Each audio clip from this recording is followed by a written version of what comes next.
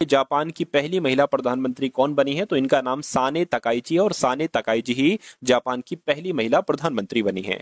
उसके बाद देखिए कहा जा रहा है कि नोबेल शांति पुरस्कार 2025 से किसको सम्मानित किया गया? मोस्ट इंपॉर्टेंट क्वेश्चन है आपकी परीक्षा के लिए। इनका नाम साथियों मारिया कोरिना मचाडो है और ये नोबेल शांति पुरस्कार 2025 से साथियों इनको सम्मानित किया गया है। अगला सवाल देखिए, कह रहे कि अक्टूबर 2025 में भारत की पहली चीता सफारी किस नेशनल पार्क में शुरू की गई है?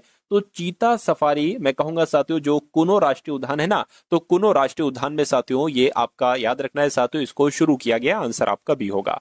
उसके बाद देखिए कह रहे कि भारत के 53वें मुख्य न्यायाधीश साथियों कौन बने हैं? तो इनका नाम न्यायमूर्ति क्या है? सूर्यकांत जी है।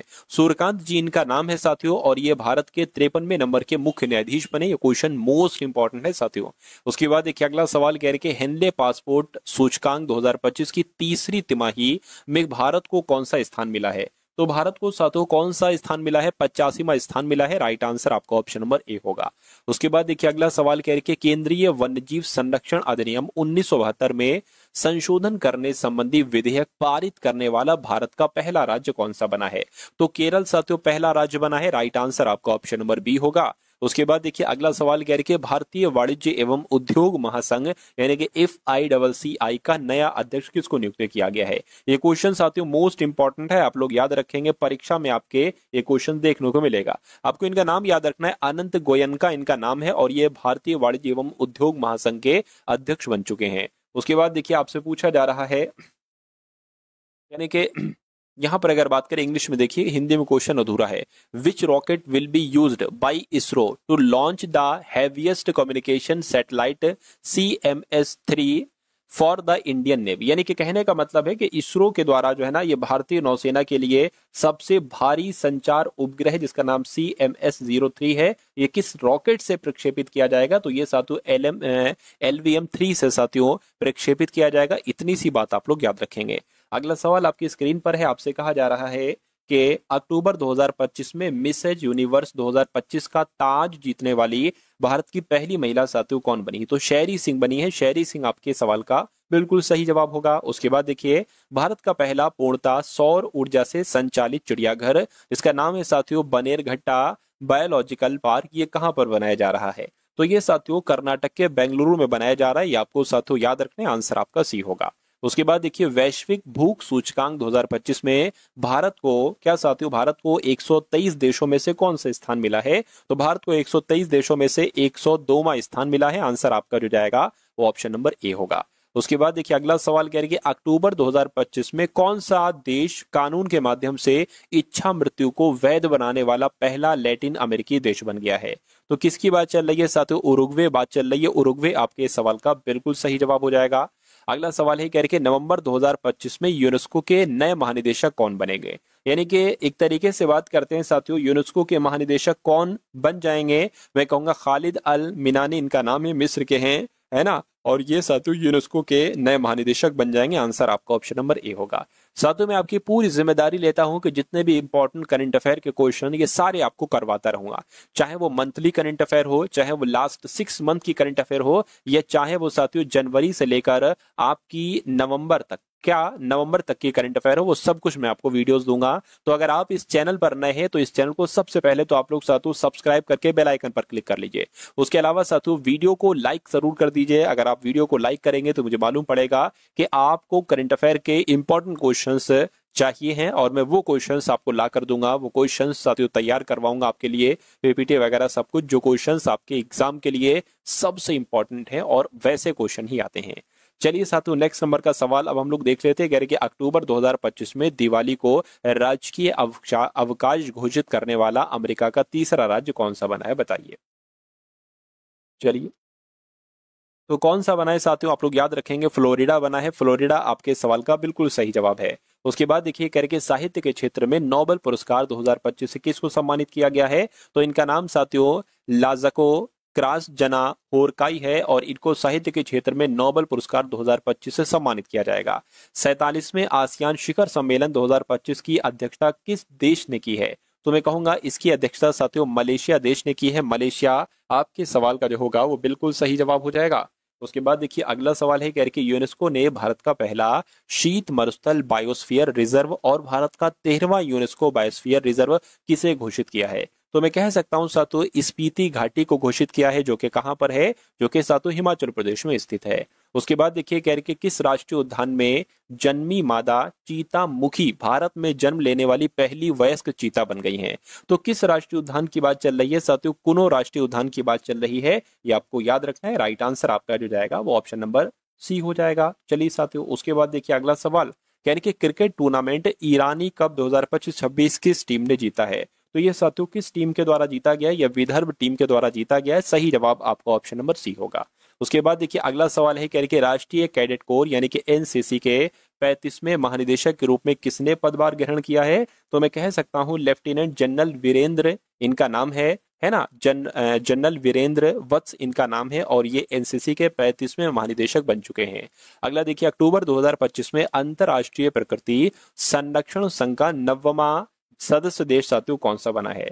तो कौन सा बना है साथियों, आपसे पूछा जा रहा है, फटाफट आप लोग बता दीजिए।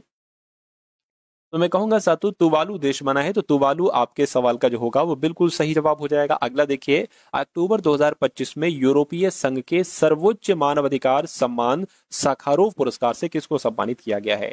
तो साखारोव पुरस्कार की अगर हम बात करते हैं तो साथियों आंद्रज पोजोबुत को दिया गया है, और उसके अलावा अगर बात करें साथियों मजिया अमांगलो बेली को भी दिया गया है। यानी कि उपयुक्त दोनों ए और बी आपके सही हो जाएंगे। इन दोनों व्यक्तियों को साखारोव पुरस्कार से सम्मानित किया गया है।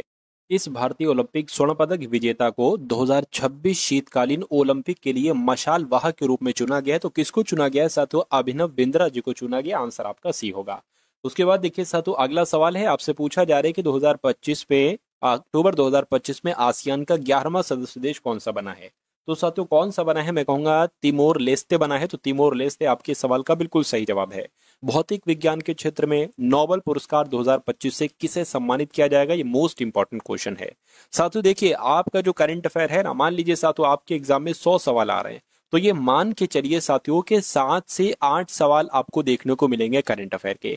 और जिस बंदे की पकड़ है वो इन 7 से 8 सवालों को साथियों कर देता है। इसलिए करंट अफेयर पर पकड़ होना बेहद जरूरी है साथियों आपके लिए, ठीक है ना। तो इन सारी क्लासेस को साथियों आप लोग देखते जाएंगे, और मैं भी आपको समय समय पर करंट अफेयर के इंपॉर्टेंट क्वेश्चंस की क्लासेस वगैरह देता जाऊंगा, और पीडीएफ वगैरह भी आपको अवेलेबल करवाता जाऊंगा फ्री में, ठीक है ना। तो बस साथियों चैनल के साथ लग जाइए। चैनल पर अगर आप लोग नए हैं तो सब्सक्राइब करके बेल आइकन पर जरूर क्लिक कर लीजिएगा। अगर आप लास्ट 10 मंथ्स की करंट अफेयर चाहते हैं, उसकी पीडीएफ चाहते हैं, तो कमेंट में एक बार मुझे बता दीजिएगा। चलिए देखिए यहाँ पर भौतिक विज्ञान के क्षेत्र में नोबेल पुरस्कार 2025 से किसे सम्मानित किया जाएगा? ये मोस्ट इंपॉर्टेंट क्वेश्चन है। इनका नाम क्या अगर बात करें, देखिए माइकल डेवोरेट को दिया जाएगा, जॉन क्लॉर्क को दिया जाएगा, और मार्टिनिस को दिया जाएगा। यानी कि आंसर आपका जाएगा डी के साथ, इन तीनों को दिया जाएगा। आर्थिक स्वतंत्रता सूचकांक 2025 में भारत को वैश्विक स्तर पर कौन सा स्थान मिला है? तो साथियों 128वां स्थान मिला है, ये आप लोग याद रखेंगे। अगला देखिए कह रहे कि सितंबर 2025 में प्रधानमंत्री नरेंद्र मोदी ने 2800 मेगावाट की माही बांसवाड़ा परमाणु विद्युत परियोजना की आधारशिला रखी है। तो ये कहाँ आधारशिला रखी है? ये राजस्थान में साथियों आधारशिला रखी है, राजस्थान के बांसवाड़ा में। उसके बाद देखिए कह रहे कि भारत में पहली बार विश्व सी फूड कांग्रेस 2025 की मेजबानी कौन सा शहर करेगा? तो साथियों कौन सा शहर करेगा? मैं कहूंगा चेन्नई शहर करेगा। चेन्नई आपका जवाब है। उसके बाद देखिए करके टेनिस टूर्नामेंट जापान ओपन 2025 का खिताब किसने जीता है? तो साथियों किसने जीता है अगर बात करते हैं यहाँ पर, तो अल्कराज यानी कि कार्लोस अल्कराज ने जीता है, जो कि स्पेन के हैं। क्या जीता है? टेनिस टूर्नामेंट में जापान ओपन का खिताब इन्होंने जीता है। उसके बाद देखिए किस केंद्र शासित प्रदेश शहर को भारत का पहला आधिकारिक झुग्गी झोपड़ी मुक्त शहर घोषित किया गया है?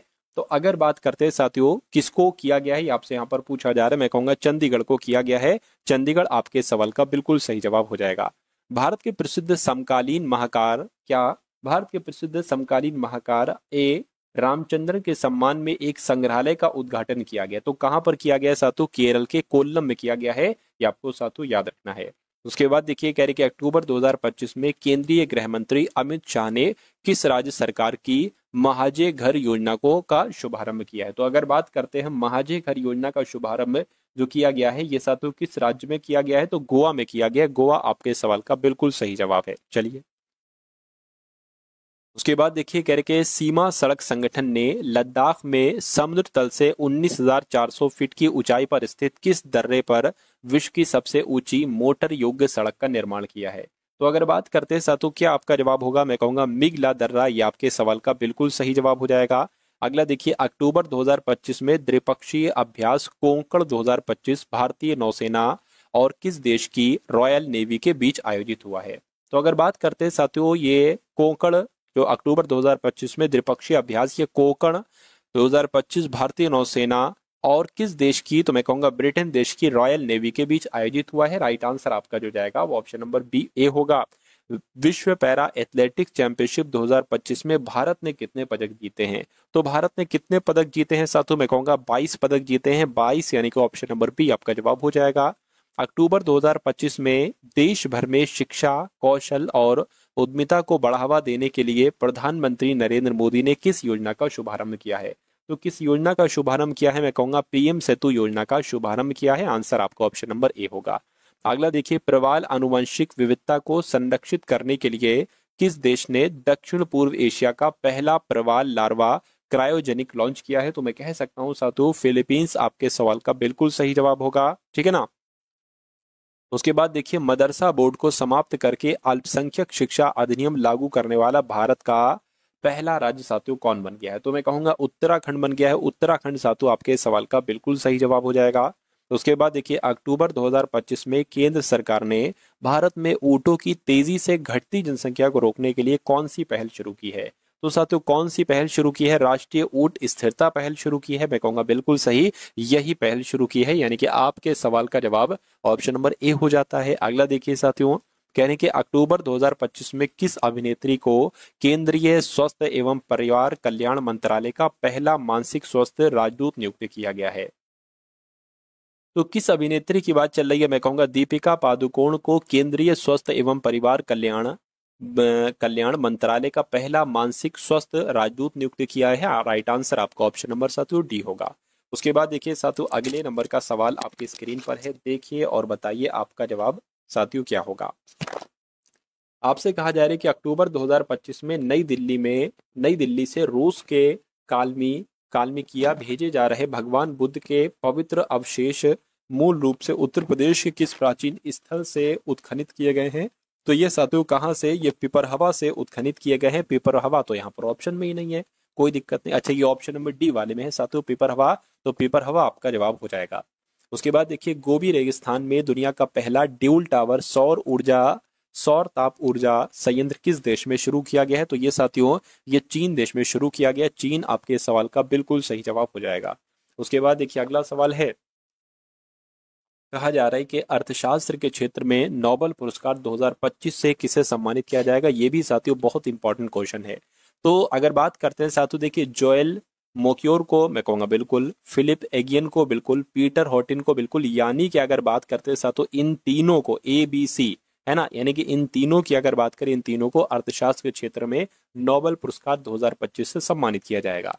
उसके बाद देखिए, अक्टूबर 2025 में किस भारतीय राज्य के 5 समुद्र तटों को अंतर्राष्ट्रीय ब्लू फ्लैग का प्रमाण पत्र दिया गया है? तो अगर बात करते हैं साथियों महाराष्ट्र की, तो आपको ये ध्यान रखना है कि अक्टूबर 2025 में महाराष्ट्र राज्य के 5 समुद्र तटों को अंतर्राष्ट्रीय ब्लू फ्लैग का प्रमाण पत्र दिया गया है। अक्टूबर 2025 में सेशल्स के राष्ट्रपति का पद चुनाव किसने जीता है? तो साथियों किसने जीता है? पैट्रिक हर्मिनी इनका नाम है, और पैट्रिक हर्मिनी ने ही साथियों सेशल्स के राष्ट्रपति के पद का चुनाव जीता है। उसके बाद देखिए, वैश्विक IUCN कैंटन मिलर 2000 पुरस्कार 2025 जीतने वाली पहली भारतीय कौन बनी है?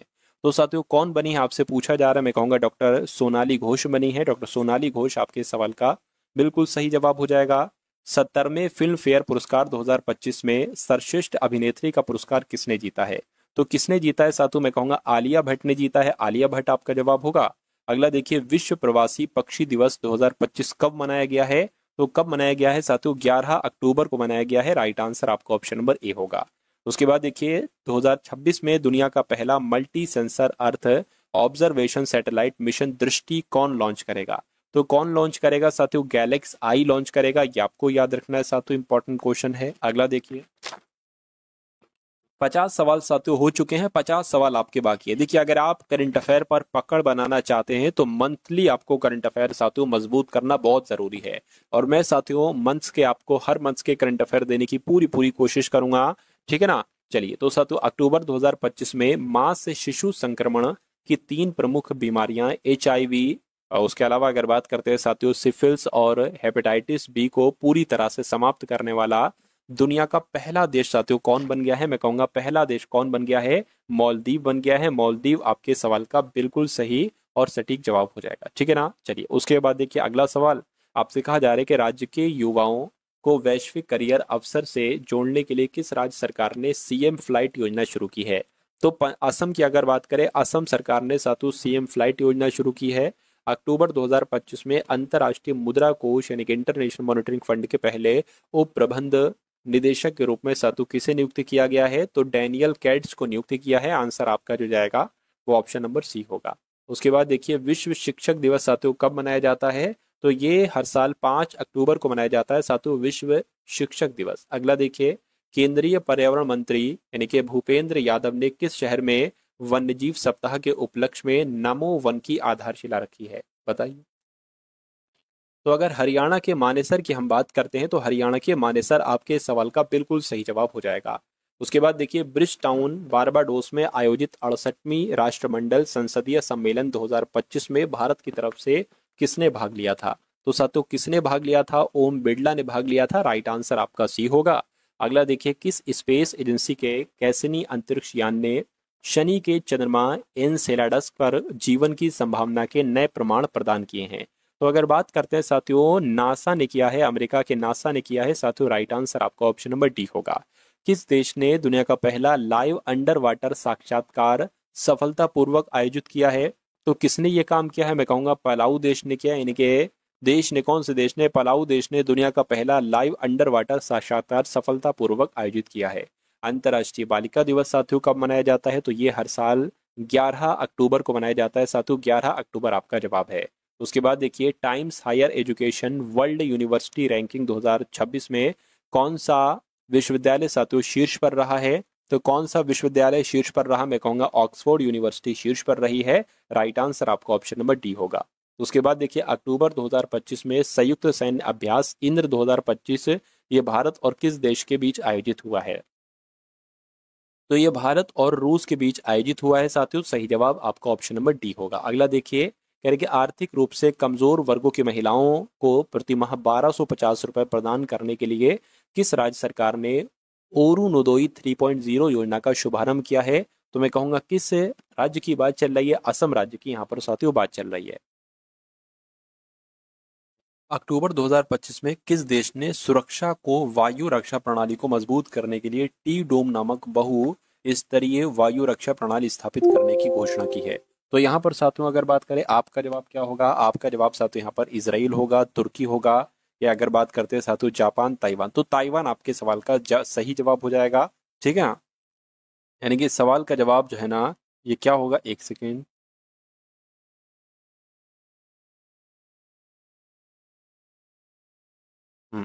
क्या हो जाएगा साथियों? ऑप्शन नंबर डी आपका साथियों ताइवान हो जाएगा। चलिए अगले नंबर का सवाल देखिए। चलिए अगला सवाल आपकी स्क्रीन पर है। आपसे क्या पूछा जा रहा है साथियों? भारत की कृषि आधारशिला को मजबूती देने के लिए उद्देश्य से प्रधानमंत्री नरेंद्र मोदी ने 12 अक्टूबर 2025 को किस योजना को शुरू किया है? तो साथियों PM धन धान्य कृषि योजना को शुरू किया है। मैं कहूंगा बिल्कुल। उसके अलावा साथियों दालों में आत्मनिर्भरता मिशन को शुरू किया है। बिल्कुल, यानी कि इन दोनों ही योजना मिशन को शुरू किया गया है। इसलिए सही जवाब आपका ऑप्शन नंबर सी होगा। ए और बी दोनों सही हैं। उसके बाद देखिए साथियों अगले नंबर का सवाल आपकी स्क्रीन पर है। आपसे कहा जा रहा है कि अक्टूबर 2025 में किस देश ने अंतर्राष्ट्रीय प्रकृति संरक्षण संघ की सदस्यता ग्रहण की है? तो किस देश ने की है साथियों? मैं कहूंगा आर्मेनिया देश ने की है। आंसर आपका बी होगा। भारत ऑस्ट्रेलिया का संयुक्त सैन्य अभ्यास ऑस्ट्राडी 2025 का चौथा संस्करण कहाँ आयोजित हुआ है? तो कहाँ आयोजित हुआ है साथियों? ऑस्ट्रेलिया के पर्थ में आयोजित हुआ है। राइट आंसर आपका सी होगा। इजराइल के सर्वोच्च नागरिक सम्मान इजरायली प्रेसिडेंशियल मेडल ऑफ ऑनर से किसे सम्मानित किया जाएगा? तो साथियों किसे सम्मानित किया जाएगा? मैं कहूंगा डोनाल्ड ट्रंप को सम्मानित किया जाएगा। अगला देखिए पहली तीरंदाजी प्रीमियर लीग का खिताब किस टीम ने जीता है? तो किस टीम ने जीता है साथियों? राजपूताना रॉयल्स ने जीता है। राइट आंसर आपका ऑप्शन नंबर बी होगा। उसके बाद देखिए, राइट टू डिस्कनेक्ट विधायक लाने वाला भारत का पहला राज्य कौन बन गया है? तो कौन साथियों बन गया है, मैं आपको ये बता देता हूँ साथियों, केरल बन गया है। राइट टू डिस्कनेक्ट विधायक लाने वाला भारत का पहला राज्य केरल बन गया है। आम यात्रियों के लिए क्षेत्रीय हवाई यात्रा को किफायती बनाने के लिए फेयर से फुर्सत नामक पहल किसने शुरू की है? तो साथियों किसने शुरू की है आपको मालूम होना चाहिए। राम मोहन नायडू किंजरापू के द्वारा साथियों शुरू की गई है। राइट आंसर आपका सी होगा। अक्टूबर 2025 में लॉन्च किए गए स्मरण 107 डेज 107 डेज को किसने लिखा है? तो साथियों किसके द्वारा लिखा गया है? ये कमला हैरिस के द्वारा लिखा गया। आंसर आपका ए होगा। उसके बाद देखिए, किस वैश्विक संस्था ने चोरी हुई सांस्कृतिक वस्तुओं के विश्व के पहले आभासी संग्रह का शुभारंभ किया है? तो मैं कहूंगा यूनेस्को आपके सवाल का बिल्कुल सही जवाब हो जाएगा। अगला देखिए, कहने कि अक्टूबर 2025 में भारतीय रिजर्व बैंक का नया डिप्टी गवर्नर साथियों किसे नियुक्त किया गया है? तो इनका नाम साथियों शिरीष चंद्र मुर्मू है और इनको ही साथियों नियुक्त किया गया है। उसके बाद देखिए, भारत का एकीकृत भुगतान इंटरफेस अपनाने वाला विश्व का 8वां देश कौन सा बन रहा है? तो कौन सा साथियों? मैं कहूंगा कतर बन रहा है। कतर आपके सवाल का सही जवाब होगा। सितंबर 2025 में स्वदेशी रणनीतिक प्रौद्योगिकियों में योगदान के लिए business line change maker of the year award से किसे सम्मानित किया गया है? तो साथियों किसे सम्मानित किया गया है? मैं कहूंगा डीआरडीओ को सम्मानित किया गया है। आंसर आपका ए होगा। अगला देखिए साथियों, करके सितंबर 2025 में पेट्रोलियम एवं प्राकृतिक गैस मंत्रालय द्वारा भारत में पहली बार प्राकृतिक गैस की खोज कहाँ की गई है? तो साथियों कहाँ की गई है आपको याद रखना है, अंडमान बेसिन में की गई है। ये आपके सवाल का जो होगा वो बिल्कुल सही जवाब हो जाएगा। सितंबर 2025 में किस राज्य के गोकुल जलाशय उदयपुर झील को रामसर स्थलों की सूची में शामिल किया गया है, मुझे बताइए।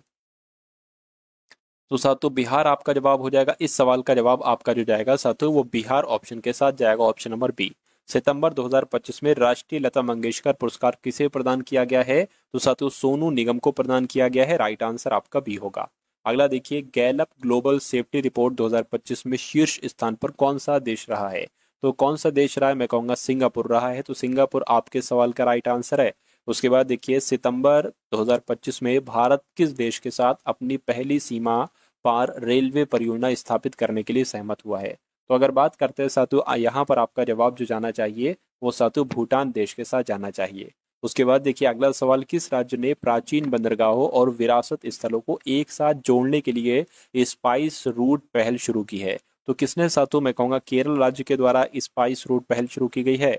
और पर्यावरण संरक्षण के लिए 31वां डॉक्टर एम.एस. स्वामीनाथन पुरस्कार 2025 से किसे सम्मानित किया गया है? तो ये साथियों सहज समृद्ध और वीरप्पन, श्री वीरप्पन दोनों को ही साथियों ये पुरस्कार दिया गया। आंसर आपका सी होगा। 11वां विश्व हरित अर्थव्यवस्था शिखर सम्मेलन 2025 ये कहाँ पर आयोजित हुआ है? तो ये साथियों दुबई में आयोजित हुआ है। राइट आंसर आपका ऑप्शन नंबर बी होगा। उसके बाद देखिए, यानी कि अक्टूबर 2025 में यूपीएससी ने इंटरव्यू से जुड़े अनुभव साझा करने के लिए किस पोर्टल को लॉन्च किया है? तो मैं कह सकता हूं my UPSC interview from dream to reality, इस पोर्टल को लॉन्च किया है। ये आपके इस क्वेश्चन का बिल्कुल राइट आंसर है। किस भारतीय राज्य के पर्यटन विभाग ने सतत पर्यटन और विरासत संवर्धन में अपनी उत्कृष्ट पहल के लिए प्रतिष्ठित ग्लोबल टूरिज्म अवार्ड 2025 जीता है? तो किसने जीता है साथियों? मैं कहूंगा आंध्र प्रदेश ने जीता है। आंध्र प्रदेश आपके इस क्वेश्चन का राइट आंसर होगा। उसके बाद देखिए साथियों, अगला सवाल कह रहे आईएसएसएफ जूनियर विश्व कप 2025 की पदक तालिका में कौन सा देश शीर्ष पर रहा है? तो कौन सा देश? मैं कहूंगा अपना देश भारत शीर्ष पर रहा है। तो अपना देश भारत, ऑप्शन नंबर ए आपका जवाब हो जाएगा। उसके बाद देखिए, चिकित्सा या फिजियोलॉजी के क्षेत्र में नोबेल पुरस्कार 2025 से किसे सम्मानित किया जाएगा? तो यहाँ पर अगर बात करें, देखिए मैरी ब्रुनकोव को सम्मानित किया जाएगा, फ्रेड राम्सडेल को सम्मानित किया जाएगा, शिमोन साकागुची को सम्मानित किया जाएगा, यानी कि इन तीनों को सम्मानित किया जाएगा। सिंगापुर ने किस द्वीप का नाम बदलकर जुबीन गर्ग द्वीप कर दिया है, जहां जुबीन गर्ग की दुखद मृत्यु हुई थी, बताइए। तो सेंट जॉन्स द्वीप आपके सवाल का बिल्कुल सही जवाब हो जाएगा। अगला देखिए, अक्टूबर 2025 में भारत मौसम विज्ञान विभाग ने अरब सागर के ऊपर बने गंभीर चक्रवाती तूफान चक्रवात शक्ति की महाराष्ट्र गुजरात में चेतावनी जारी की है। इस तूफान का नामकरण किस देश ने किया है? तो अगर बात करते हैं साथियों, यहाँ पर आपका जवाब जो होगा वो श्रीलंका हो जाएगा। श्रीलंका आपके इस क्वेश्चन का बिल्कुल करेक्ट आंसर है। उसके बाद देखिए, अक्टूबर 2025 में भारतीय तटरक्षक बल ने राष्ट्रीय प्रदूषण प्रतिक्रिया अभ्यास यानी कि नेटपोल रेक्स एक्स के 10वें संस्करण का आयोजन साथियों कहाँ किया है? तो तमिलनाडु के चेन्नई में किया है। राइट आंसर आपका सी होगा। 10 सवाल और बाकी हैं साथियों। अक्टूबर 2025 में केंद्रीय पर्यावरण मंत्री भूपेंद्र यादव ने राजस्थान के पहले नमो जैव विविधता पार्क का उद्घाटन कहाँ किया है? तो साथियों कहाँ किया है? जैसलमेर में किया है। मैं कहूँगा राइट आंसर आपका भी होगा। उसके बाद देखिए रसायन विज्ञान के क्षेत्र में नोबेल पुरस्कार 2025 से किसे सम्मानित किया जाएगा? तो यहाँ पर अगर बात करें सुसुमु कितागावा को, रिचर्ड रॉबसन को, उमर एम यागी को, यानी कि इन तीनों को साथियों सम्मानित किया जाएगा। अक्टूबर 2025 में भारत और किस देश की नौसेना के बीच पहला द्विपक्षीय नौसेना अभ्यास इन रॉकेन आयोजित हुआ है? तो अगर बात करते हैं साथियों यहाँ पर दक्षिण कोरिया आपका जवाब हो जाएगा। उसके बाद देखिए अक्टूबर 2025 में गुजरात के नए उप मुख्यमंत्री के रूप में साथियों किनको चुना गया है? तो इनका नाम साथियों हर्ष संघवी है और ये गुजरात के नए उप मुख्यमंत्री साथियों नियुक्त किए गए हैं। उसके बाद देखिए कह रहे कि खेलो इंडिया यूनिवर्सिटी गेम्स 2025 के 5वें संस्करण की मेजबानी कौन सा राज्य करेगा? तो साथियों राजस्थान राज्य करेगा। आंसर आपका डी होगा। हिंडिच आईएमडी, क्या साथियों हिंडिच आईएमडी सतत व्यापार सूचकांक 2025 में भारत को कौन सा स्थान मिला है? तो मैं कहूंगा 23वां स्थान मिला है। आंसर आपका बी होगा। दुर्लभ भूरे रंग के लकड़बग्घे की अनोखी तस्वीर घोस्ट टाउन विजिटर के लिए 2025 में wild life photographer of the year पुरस्कार किसने जीता है? तो ये पुरस्कार साथियों किसने जीता है? मैं कहूंगा विम वैन डेन हीवर ने जीता है। सही जवाब आपका ऑप्शन नंबर ए होगा। अगला देखिए भारत मौसम विज्ञान विभाग ने सोडार ध्वनि संसूचक संसूचन एवं परासरण प्रणाली सुविधा का उद्घाटन साथियों कहाँ किया है? तो ये नई दिल्ली में किया है। नई दिल्ली आपका जवाब है। और अगला देखिए 28वीं ITTF ATTU एशियाई टेबल टेनिस चैंपियनशिप 2025 का ब्रांड एम्बेसडर किसे नियुक्त किया गया है? तो शरद कमल को साथियों नियुक्त किया गया। उसके बाद देखिए भारत की पहली निजी क्षेत्र की H125 helicopter final assembly line FAL कहाँ स्थापित की जाएगी? तो कर्नाटक में स्थापित की जाएगी। कर्नाटक के वेमगल में साथियों स्थापित की जाएगी। राइट आंसर आपका ऑप्शन नंबर ए होगा। तो ये 100 सवाल साथियों आप लोगों ने देखे। स्क्रीन पर है, इसका राइट आंसर बताने की कोशिश कीजिए कि सही वर्तनी वाला शब्द कौन सा, यानी कि 4 ऑप्शन आपकी स्क्रीन पर हैं और यहां पर अगर बात करें माखन चोर लिखा हुआ है, तो क्या माखन चोर होता है? नहीं होता है। माखन चोर भी नहीं होता है, मक्खन चोर भी नहीं होता है साथियों। माखन चोर कैसे लिखा जाता है? जैसे आपका ऑप्शन नंबर डी में लिखा हुआ है। उसके बाद देखिए ये एक मुहावरा है साथियों, गूलर का फूल। तो गूलर का फूल होने का मतलब क्या होता है? मतलब इसका साथियों क्या होता है? दुर्लभ होना इसका मतलब होता है। तो अगर आपका भी आंसर यहां पर ऑप्शन नंबर ए था तो बिल्कुल करेक्ट था। उसके बाद देखिए साथियों फिर से एक वर्तनी वाला प्रश्न आपकी स्क्रीन पर है।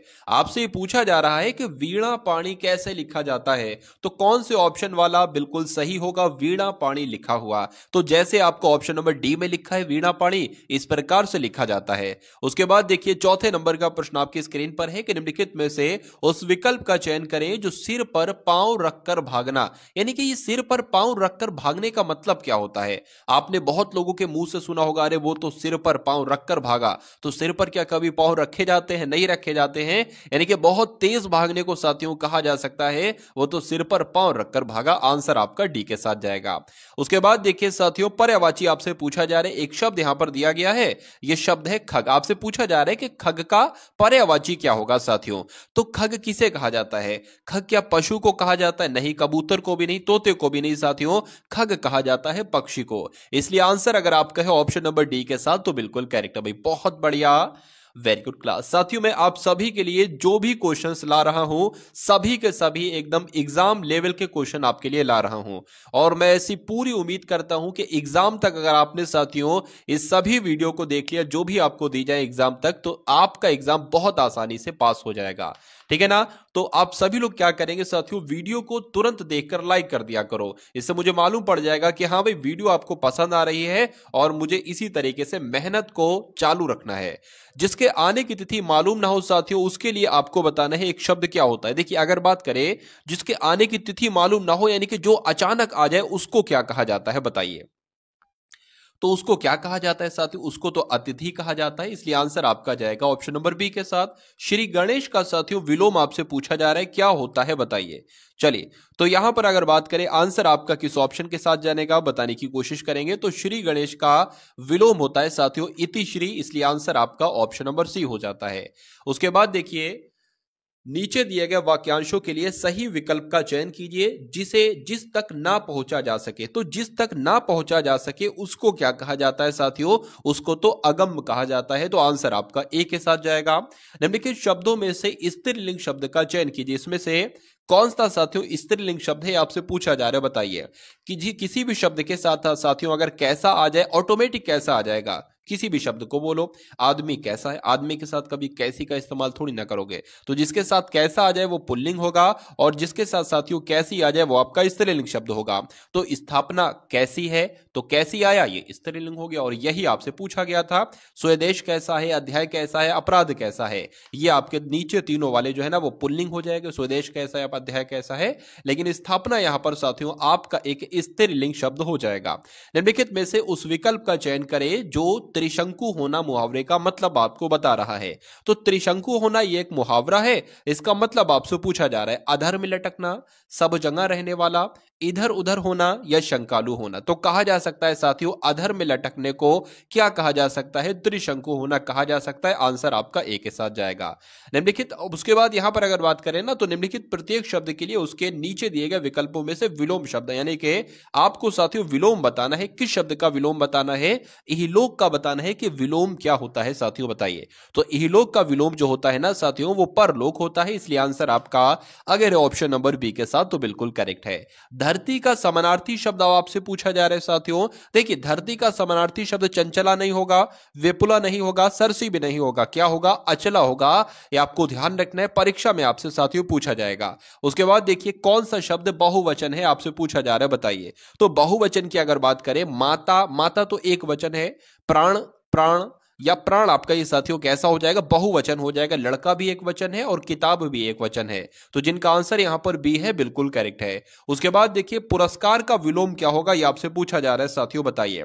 पुरस्कार का मतलब यानी कि जब कोई अच्छा काम करता है तो उसको पुरस्कार दिया जाता है, लेकिन जब कोई गलत काम किया जाता है तो उसको साथियों उसका तिरस्कार होता है। यानी कि पुरस्कार का विलोम अगर पूछे तो तिरस्कार बताना, और तिरस्कार का विलोम अगर पूछे तो पुरस्कार बताना। ये दोनों पॉइंट आपको ध्यान रखना है। उसके बाद देखिए कि निम्नलिखित वाक्यांशों के लिए एक शब्द का चयन कीजिए, यानी कि जिसकी स्त्री मर गई हो उसको क्या कहा जाएगा, ये आपसे साथियों पूछा जा रहा है, बताइए। चलिए तो जिसकी स्त्री मर गई हो, ठीक है, जिसकी स्त्री मर गई हो यानी कि जिसकी बीवी मर गई हो उसको क्या कहा जाएगा? तो उसको तो विधुर कहा जाएगा, ये आप लोग ध्यान रखेंगे। और जिसका पुरुष मर गया हो यानी कि जिसका पुरुष मर गया हो, जिसका आदमी मर गया हो, जिसका पति मर गया हो उसको क्या कहा जाएगा? उसको साथियों विधवा कहा जाएगा। ये दोनों पॉइंट आप लोग ध्यान रखेंगे, विधुर भी और विधवा भी। कुर्सी तोड़ना मुहावरे का मतलब क्या? पहले साथियों क्या होता था कि सरकारी नौकरी मिल जाती थी ना तो कहा जाता कि अब तो भाई आप कुर्सी तोड़ोगे, लेकिन अब वो जमाना नहीं रहा साथियों। अब सरकारी नौकरी में भी मेहनत करना पड़ती है, ठीक है। कुर्सी तोड़ना अब वो चीज नहीं रही। तो कुर्सी तोड़ना एक मुहावरा है, इसका मतलब क्या होता? मेहनत ना करना। इसलिए आंसर आपका जाएगा ऑप्शन नंबर ए के साथ। तो जिनका आंसर यहां पर ए है बिल्कुल करेक्ट भाई, बहुत बढ़िया, वेरी गुड क्लास। चलिए उसके बाद देखिए अगले नंबर का प्रश्न है कि निम्नलिखित में से कौन सा शब्द अशुद्ध लिखा हुआ है, ये आपसे पूछा जा रहा है, बताइए। तो इसमें से कौन सा शब्द साथियों अशुद्ध लिखा हुआ है बताने की कोशिश करेंगे। अगर बात करें अनुकंपा तो बिल्कुल सही लिखा हुआ है। सन्यासी की अगर बात करें, ये सन्यासी मुझे यहां पर सही नहीं लग रहा है। सन्यासी साथियों इस प्रकार से लिखा जाता है, इस प्रकार से सन्यासी, ठीक है ना। वृक्षारोपण भी सही लिखा हुआ है, प्रतीक्षित भी सही लिखा हुआ है। लेकिन अगर बात करें अशुद्ध कौन सा है तो मैं आपको बता चुका हूं साथियों, ये सान्यासी लिखा है जो कि कोई शब्द नहीं होता है। तो आंसर आपका अगर है ऑप्शन नंबर बी के साथ तो बिल्कुल करेक्ट है। उसके बाद देखिए युद्ध करने का इच्छुक को साथियों उसको क्या कहा जा सकता है, आपसे पूछा जा रहा है। योद्धा कहेंगे या योधे कहेंगे या युयुत्सा कहेंगे साथियों, या आपका युयुत्सु कहेंगे। तो क्या कहेंगे? युयुत्सु आपको ध्यान रखना है, यानी कि युद्ध की इच्छुक को, यानी कि युद्ध करने को इच्छुक जो हो साथियों उसको युयुत्सु कहा जाता है। आंसर आपका जाएगा ऑप्शन नंबर डी के साथ, और जिनका आंसर यहां पर डी है तो बिल्कुल करेक्ट भाई, बहुत बढ़िया, वेरी गुड क्लास। अब उसके बाद देखिए कौवा चला हंस की चाल, ये एक लोकोक्ति है और इस लोकोक्ति का आपको बताना है कि मतलब क्या होता है, बताइए।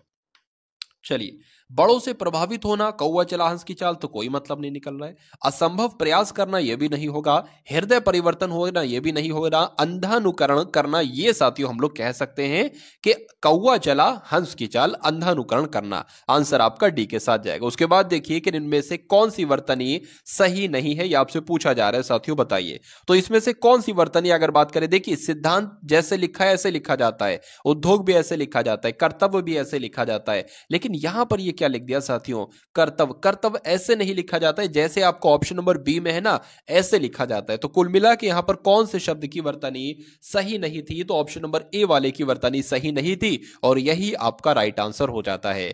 तो ये तो थे साथियों हिंदी के 20 प्रश्न आपने देखे जैसे आपके एग्जाम में पूछे जाते हैं।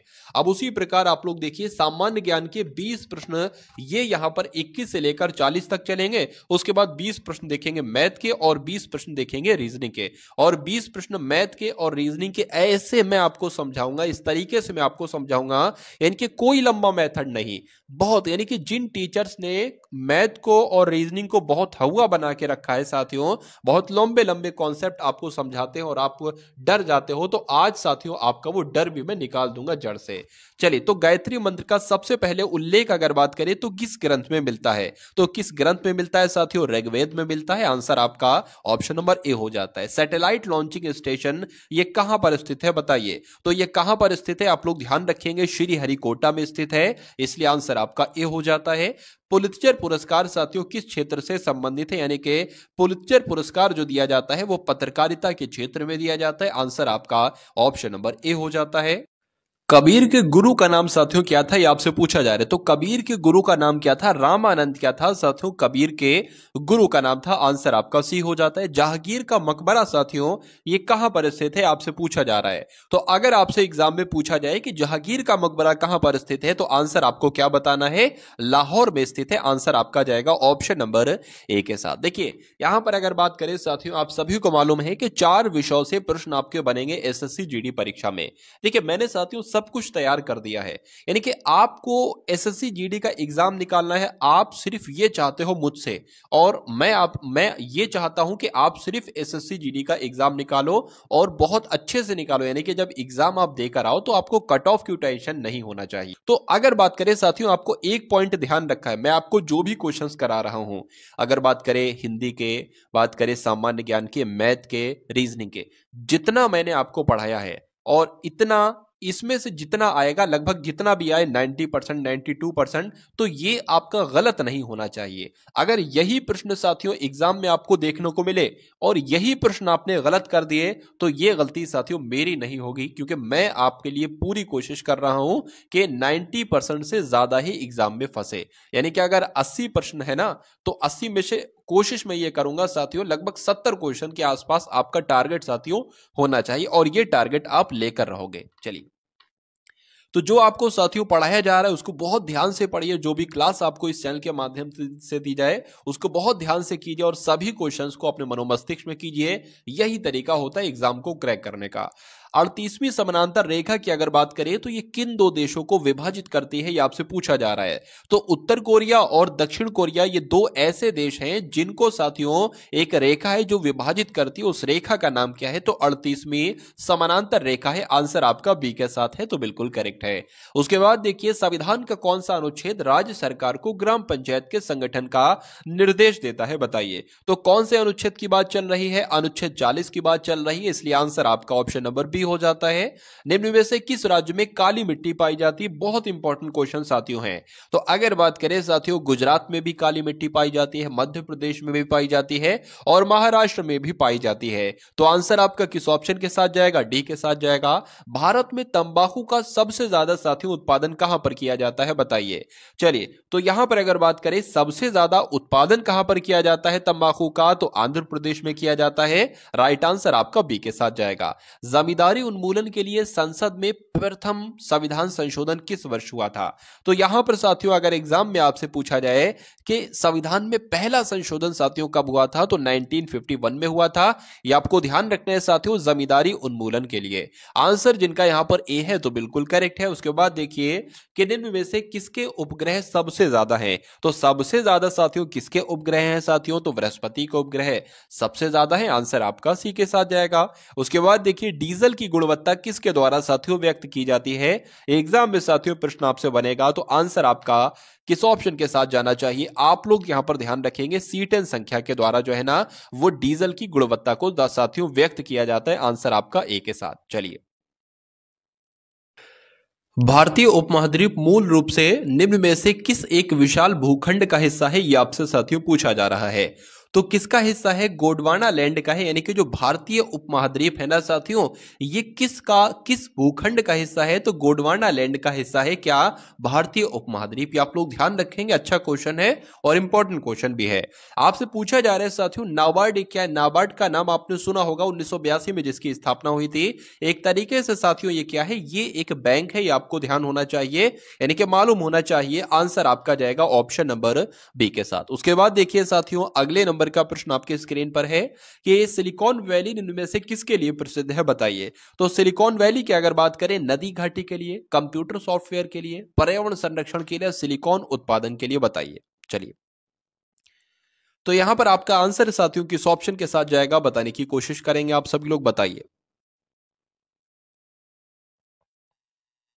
सिलिकॉन वैली साथियों किसके लिए अगर बात करें तो आप लोग ध्यान रखेंगे, सिलिकॉन वैली जो है ना वो कंप्यूटर सॉफ्टवेयर के लिए प्रसिद्ध है। आंसर आपका जाएगा ऑप्शन नंबर साथियों बी के साथ। साहित्य अकादमी ये कहां पर स्थित है? मोस्ट इंपॉर्टेंट क्वेश्चन आपकी स्क्रीन पर है, तो आप लोग यहां पर ध्यान रखेंगे कि साहित्य अकादमी साथियों नई दिल्ली में स्थित है। आंसर आपका ऑप्शन नंबर ए जाएगा। साहित्य अकादमी कहां पर साथियों? नई दिल्ली में। उसके बाद देखिए, सरदार स्वर्ण सिंह समिति की अनुशंसा पर भारतीय संविधान में, यानी कि सरदार स्वर्ण सिंह समिति की सिफारिश पर संविधान में 42वें संविधान संशोधन के द्वारा किसे जोड़ा गया था?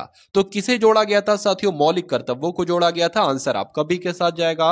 उसके बाद देखिए, स्वतंत्र भारत में उत्तर प्रदेश के पहले विधानसभा के अध्यक्ष कौन थे? बहुत इंपॉर्टेंट क्वेश्चन साथियों ये है। तो राजर्षि पुरुषोत्तम दास टंडन का नाम आपको मालूम होना चाहिए, यूपी के प्रथम विधानसभा के अध्यक्ष थे।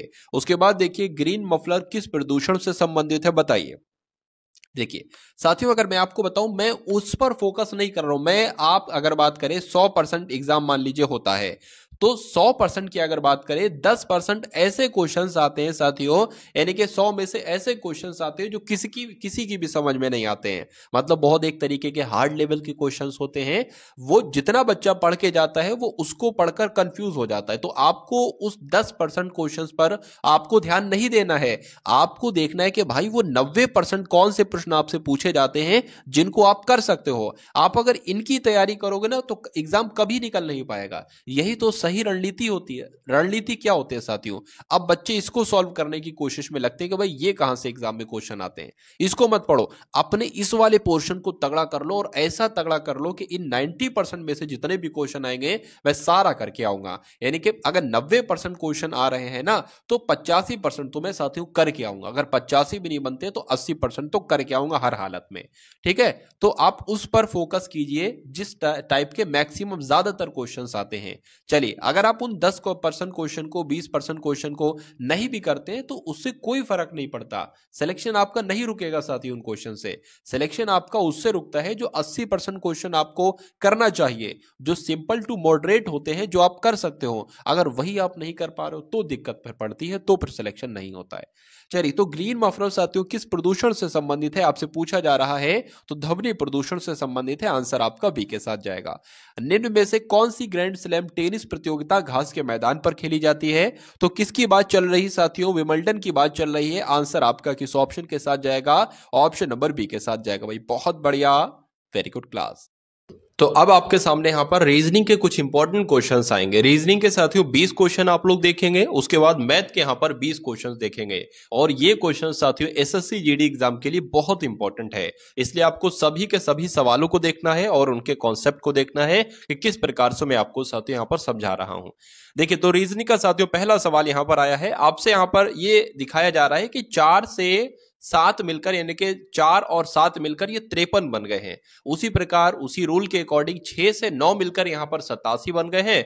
तो 1 से 7 को अगर मिलाया जाए उसी रूल के अकॉर्डिंग, तो यहां पर कौन सा नंबर बनेगा? सिंपल सी बात आपसे पूछी जा रही है।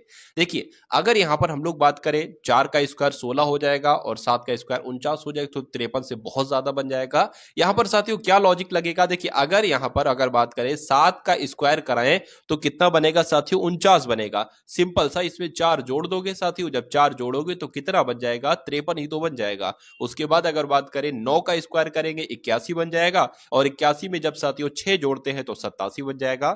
उसी प्रकार 7 का स्क्वायर करेंगे साथियों 49 बन जाएगा, और यहां पर जो 1 है ना, 1 जुड़ेगा साथियों तो कितना बन जाएगा? 50 बन जाएगा। तो 50 आपका आंसर यहां पर हो जाएगा, और जिनका आंसर यहां पर ऑप्शन नंबर सी है तो बिल्कुल करेक्ट है। चलिए, अब उसके बाद देखिए अगले नंबर का प्रश्न है कि 1 से 3 बना है, 3 से 8 बना है, 8 से 19 बना है, 19 से 42 बना है, तो 42 से यहां पर साथियों कौन सा नंबर बनेगा?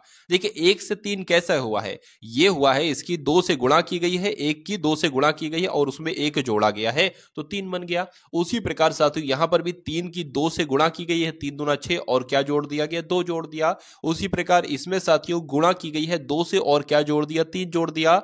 ठीक है, मतलब यहां पर सबकी 2-2 से गुणा करना है और जोड़ना क्या क्या है? पहले 1 जोड़ा, फिर 2 जोड़ा, फिर 3 जोड़ा। तो अब साथियों 2 से गुणा करेंगे और कितना जोड़ेंगे? 4 जोड़ेंगे।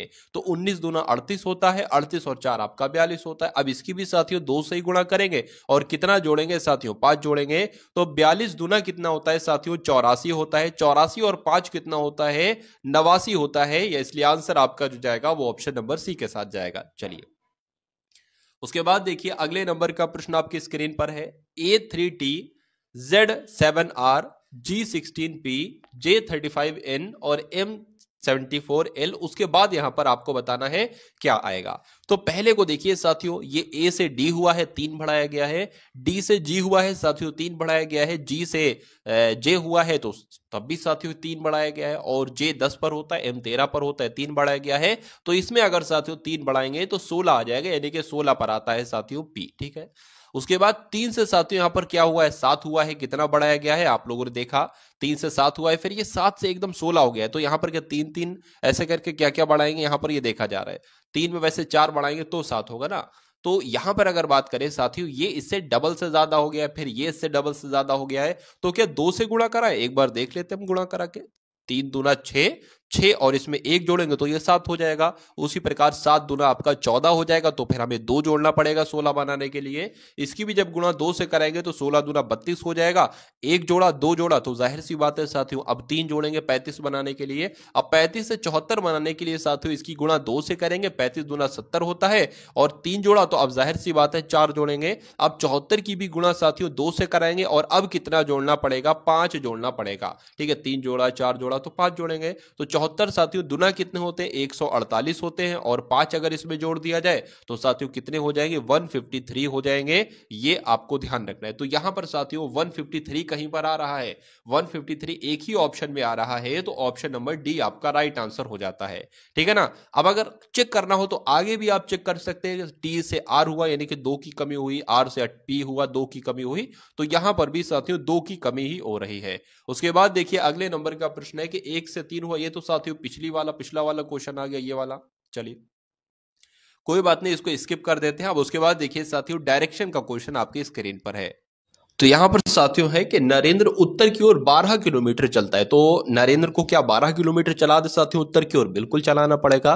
तो आपको मालूम होना चाहिए उत्तर 4 दिशाएं होती हैं। आप एग्जाम हॉल में बैठे, मैं आपको हर बार बताता हूं, आप मान लीजिए एग्जाम हॉल में ये बैठे हैं, अगर क्वेश्चन में उत्तर की तरफ चलाना है तो ऊपर की तरफ चलाना है, उत्तर आपका ये हमेशा होगा। उसके बाद दक्षिण की तरफ चलाना है तो नीचे की तरफ चलाना है, और पूर्व की तरफ तो इधर चलाओगे, और साथियों पश्चिम की तरफ तो इधर चलाओगे। कहा जा रहा है कि नरेंद्र उत्तर की तरफ 12 किलोमीटर चलता है, तो 12 किलोमीटर साथियों हमने उत्तर की तरफ चला दिया।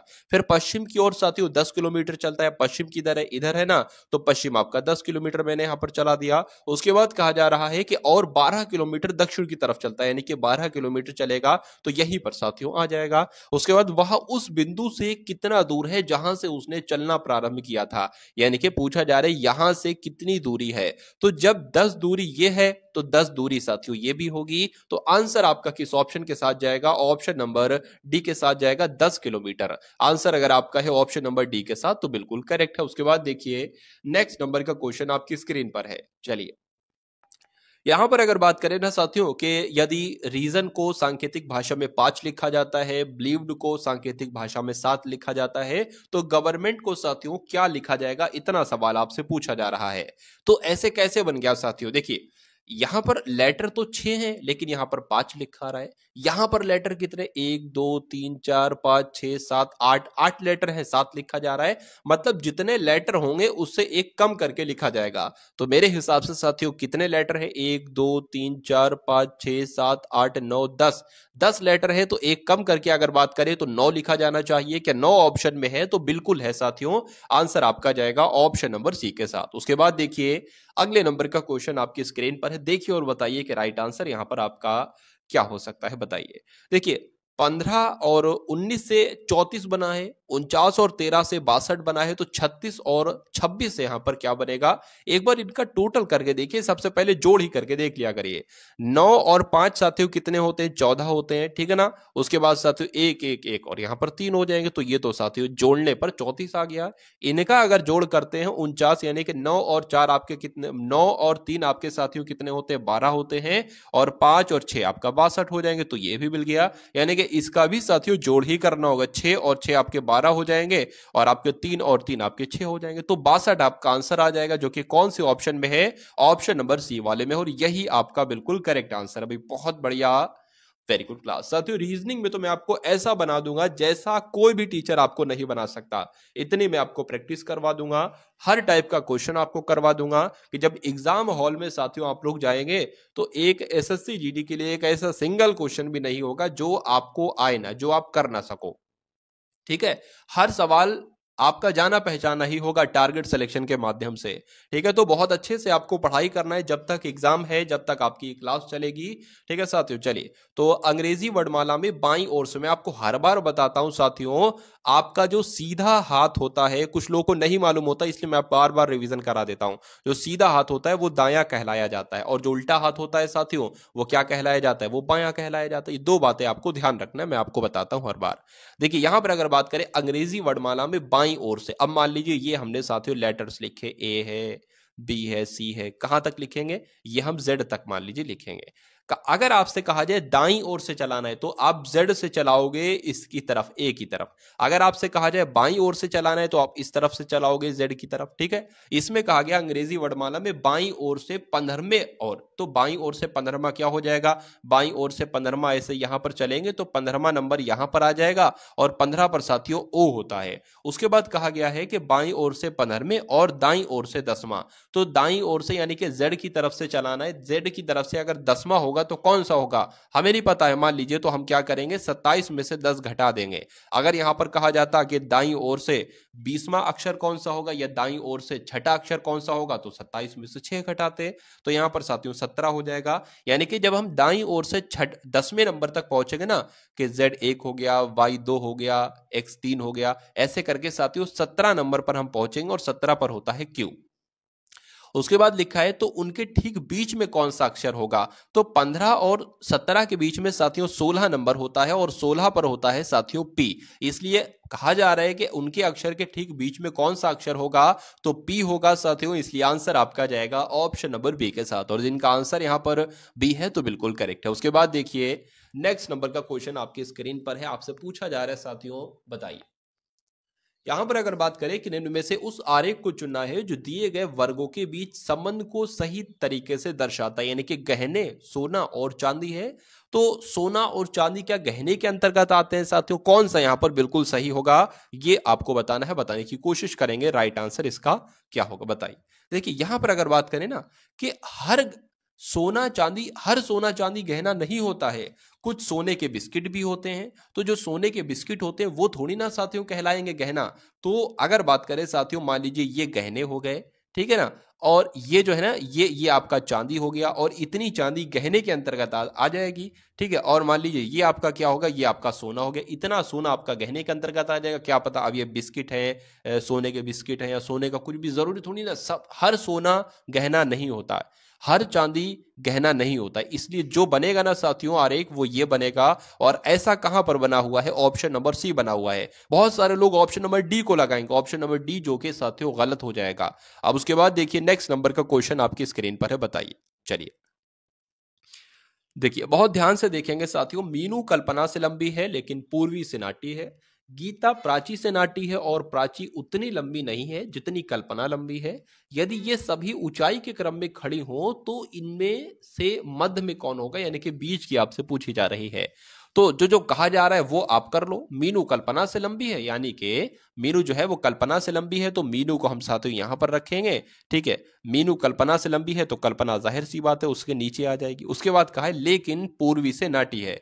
मीनू के बारे में कहा जा रहा है कि मीनू जो है ना वो कल्पना से तो लंबी है लेकिन पूर्वी से नाटी है, या तो पूर्वी साथियों वो ऊंची हो जाएगी, से पूर्वी यहां पर आ जाएगी। उसके बाद लिखा है गीता जो है ना, गीता प्राची से नाटी है। अब गीता और प्राची नहीं पता तो भैया गीता और प्राची हम साइड बना लेते, क्या पता गीता प्राची इसके ऊपर भी जा सकती हैं, गीता प्राची इससे नीचे भी आ जाए, तो साइड बना लो, ज्यादा समझदारी काम रहेगा। तो क्या कहा जा रहा है साथियों, गीता जो है ना ये प्राची से नाटी है, तो प्राची ऊपर आ जाएगी, ठीक है, प्राची से नाटी। और प्राची जो है, प्राची उतनी लंबी नहीं है जितनी कल्पना है। अच्छा अच्छा अच्छा, मतलब प्राची जो है उतनी लंबी नहीं है जितनी कल्पना है, मतलब कल्पना ज्यादा लंबी है, इसका मतलब कल्पना से छोटी होगी प्राची और प्राची से छोटी होगी गीता। तो ये सिस्टम साथियों आप बना है।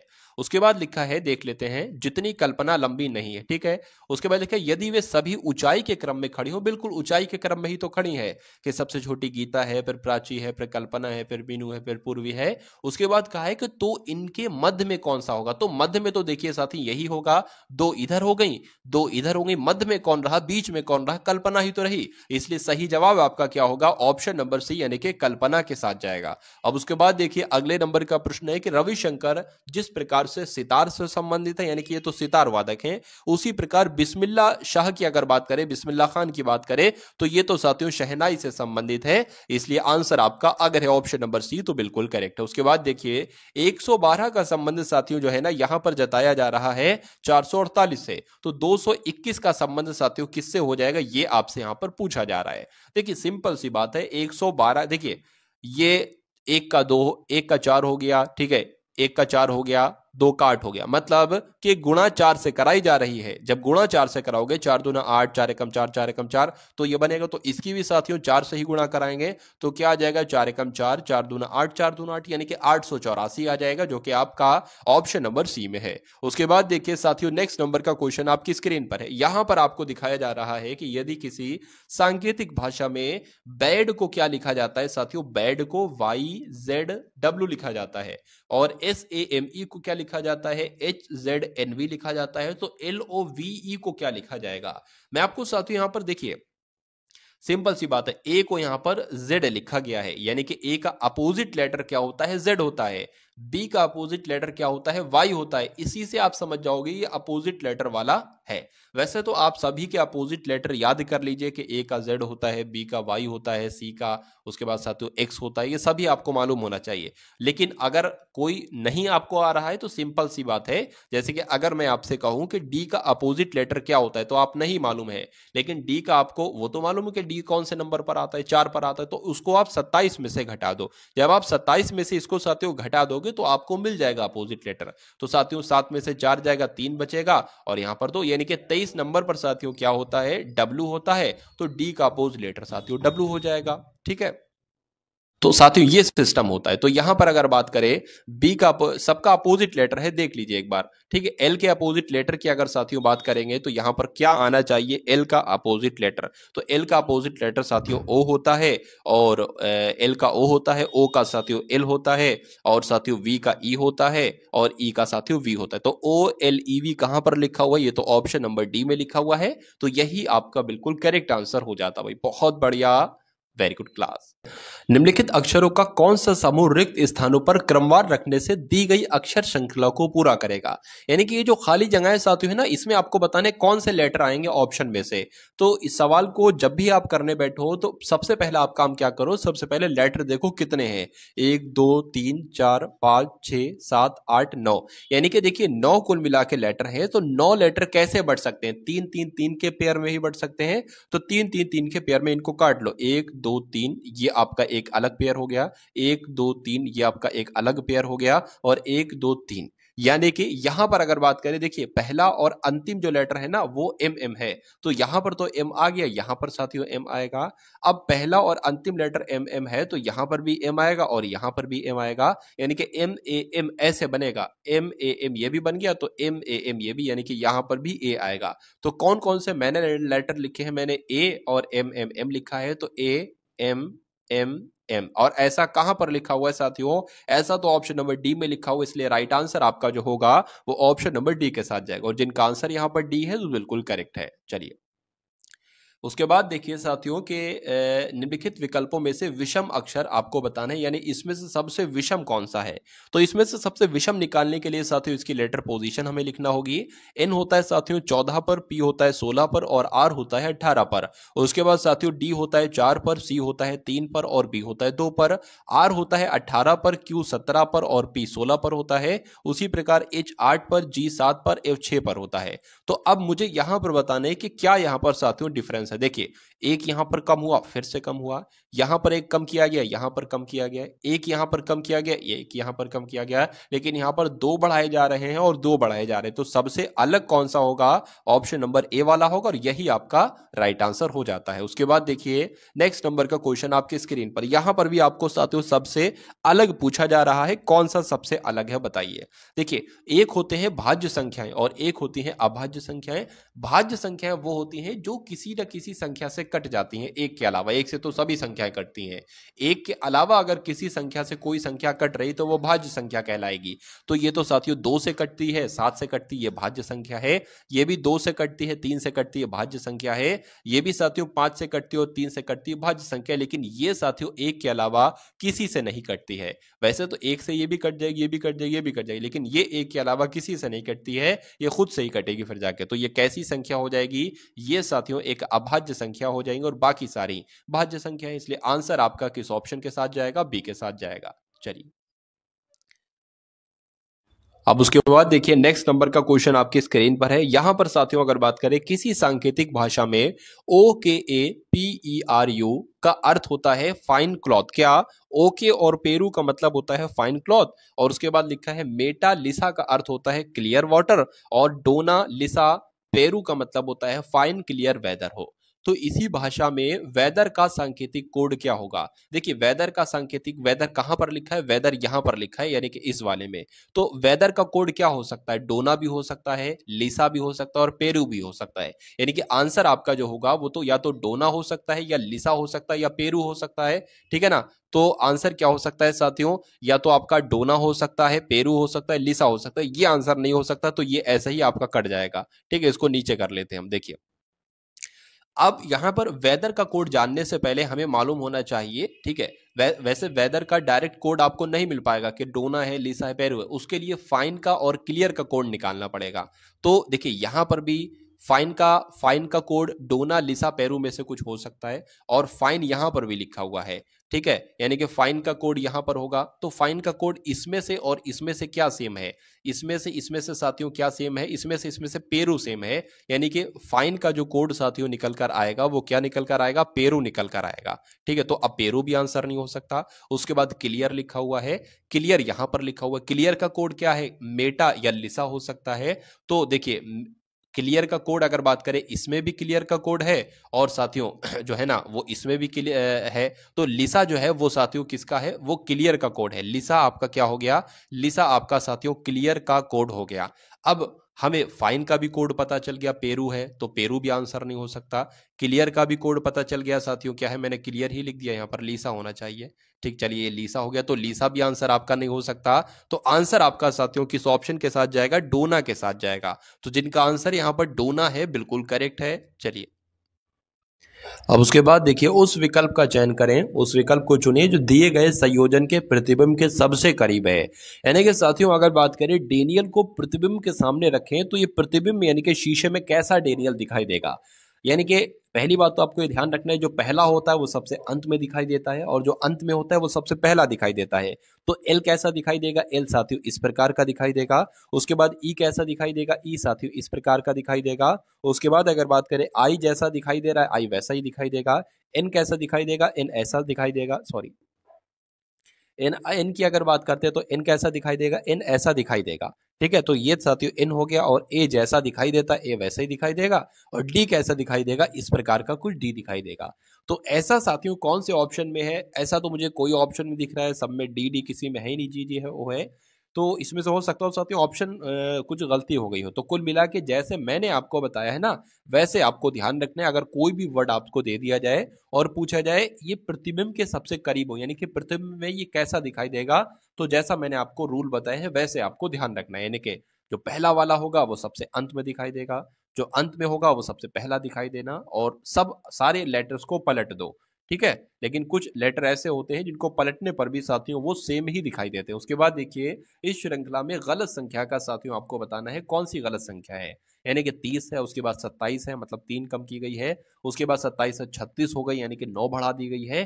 36 से एकदम साथियों 45 हो गई है, यानी कि 9 बढ़ा दी गई है। और 45 से साथियों 72 हो गई, यहाँ पर तो बहुत ही बढ़ा दी गई है, ठीक है। तो यहां पर साथियों अगर बात देखिए, एक चीज यहां पर निकल कर आ रही है, 7 और 2 कितना होता है, 9 होता है। 4 और 5 कितना होता है, 9 होता है। 3 और 6 कितना होता है, 9 होता है। 7 और 2 कितना होता है, 9 होता है। लेकिन 3 और 0 साथियों 3 होता है।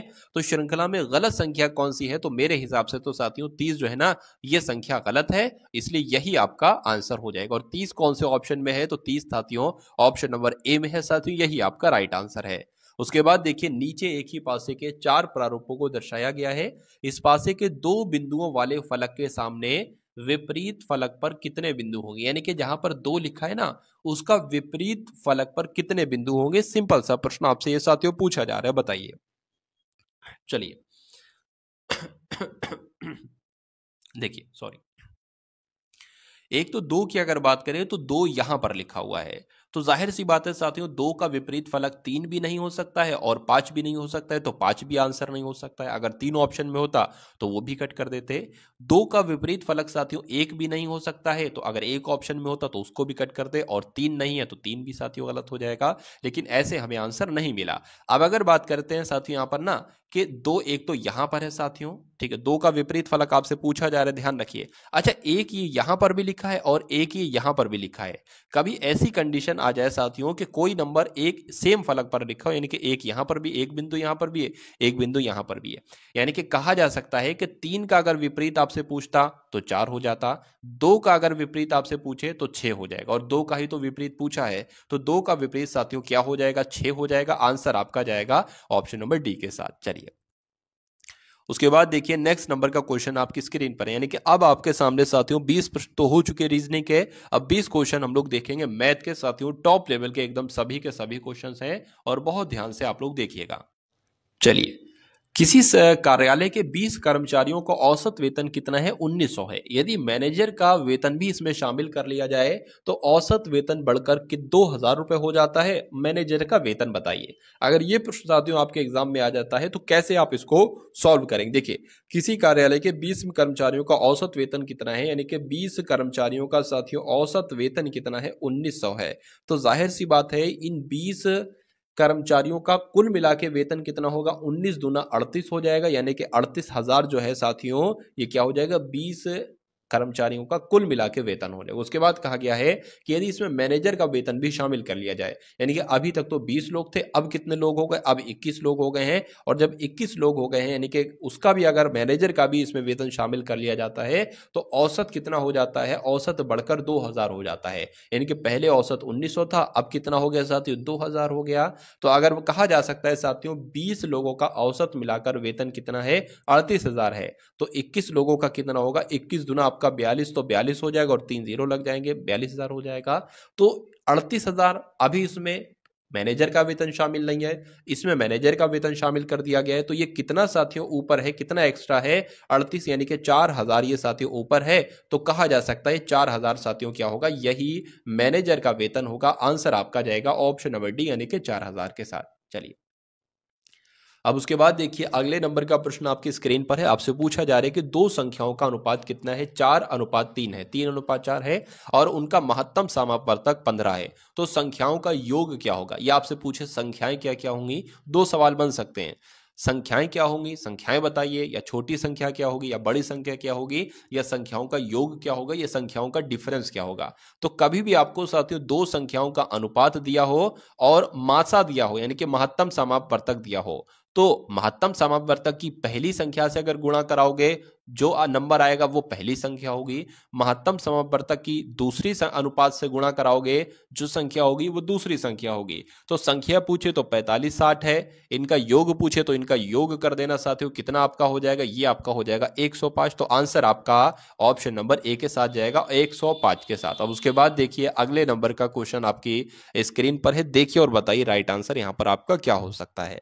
चलिए, यहां पर अगर बात करें a प्लस बी प्लस सी का औसत साथियों कितना है, ठीक है 20 है, तो a प्लस बी प्लस सी का योग कितना हो जाएगा साथियों, सॉरी 20 औसत 20 है तो योग कितना हो जाएगा, योग आपका 60 हो जाएगा, जाहिर सी बात है।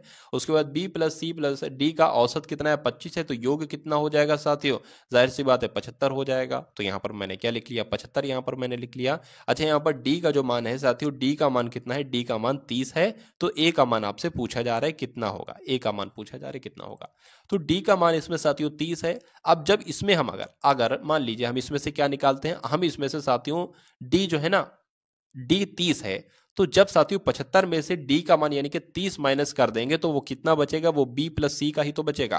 तो 75 में से 30 जरा माइनस कीजिए, क्या बचेगा 5 बच जाएगा, और ये साथियों यहाँ पर 4 बच जाएगा। यानी कि b प्लस सी कितना है, b प्लस सी आपका 45 है और a का मान आपसे पूछा जा रहा है। तो यहाँ पर अगर b प्लस सी का मान घटा दिया जाए तो हमें सिर्फ a का मान तो पता चल जाएगा, यानी कि 60 में से अगर 45 घटा दिया जाए तो a का मान हमें पता चल जाएगा, और 60 में से 45 घटाएंगे तो साथियों 15 बचेगा, a का मान 15 होगा, और यही आपसे पूछा जा रहा था कि a का मान क्या होगा, आंसर आपका जाएगा डी के साथ। चलिए उसके बाद देखिए नेक्स्ट नंबर का क्वेश्चन आपकी स्क्रीन पर है। यहां पर अगर बात करें a अनुपात b कितना है, 3 अनुपात 4 है, b अनुपात c कितना है, 5 अनुपात 7 है, और c अनुपात d कितना है, 8 अनुपात 9 है।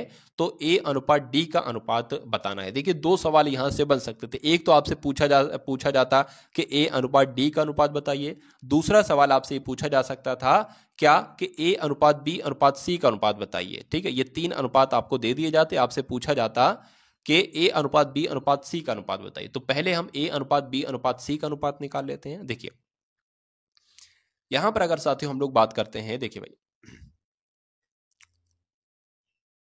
ठीक है ना, तो सबसे पहले जब हम a अनुपात b अनुपात c निकालेंगे कैसे, ये सबसे पहले आपको मालूम होना चाहिए। हम सबसे पहले निकलेंगे साथियों a अनुपात b का मान कितना है, 3 अनुपात 4 है, b अनुपात c का अनुपात कितना है साथियों, 5 अनुपात 7 है।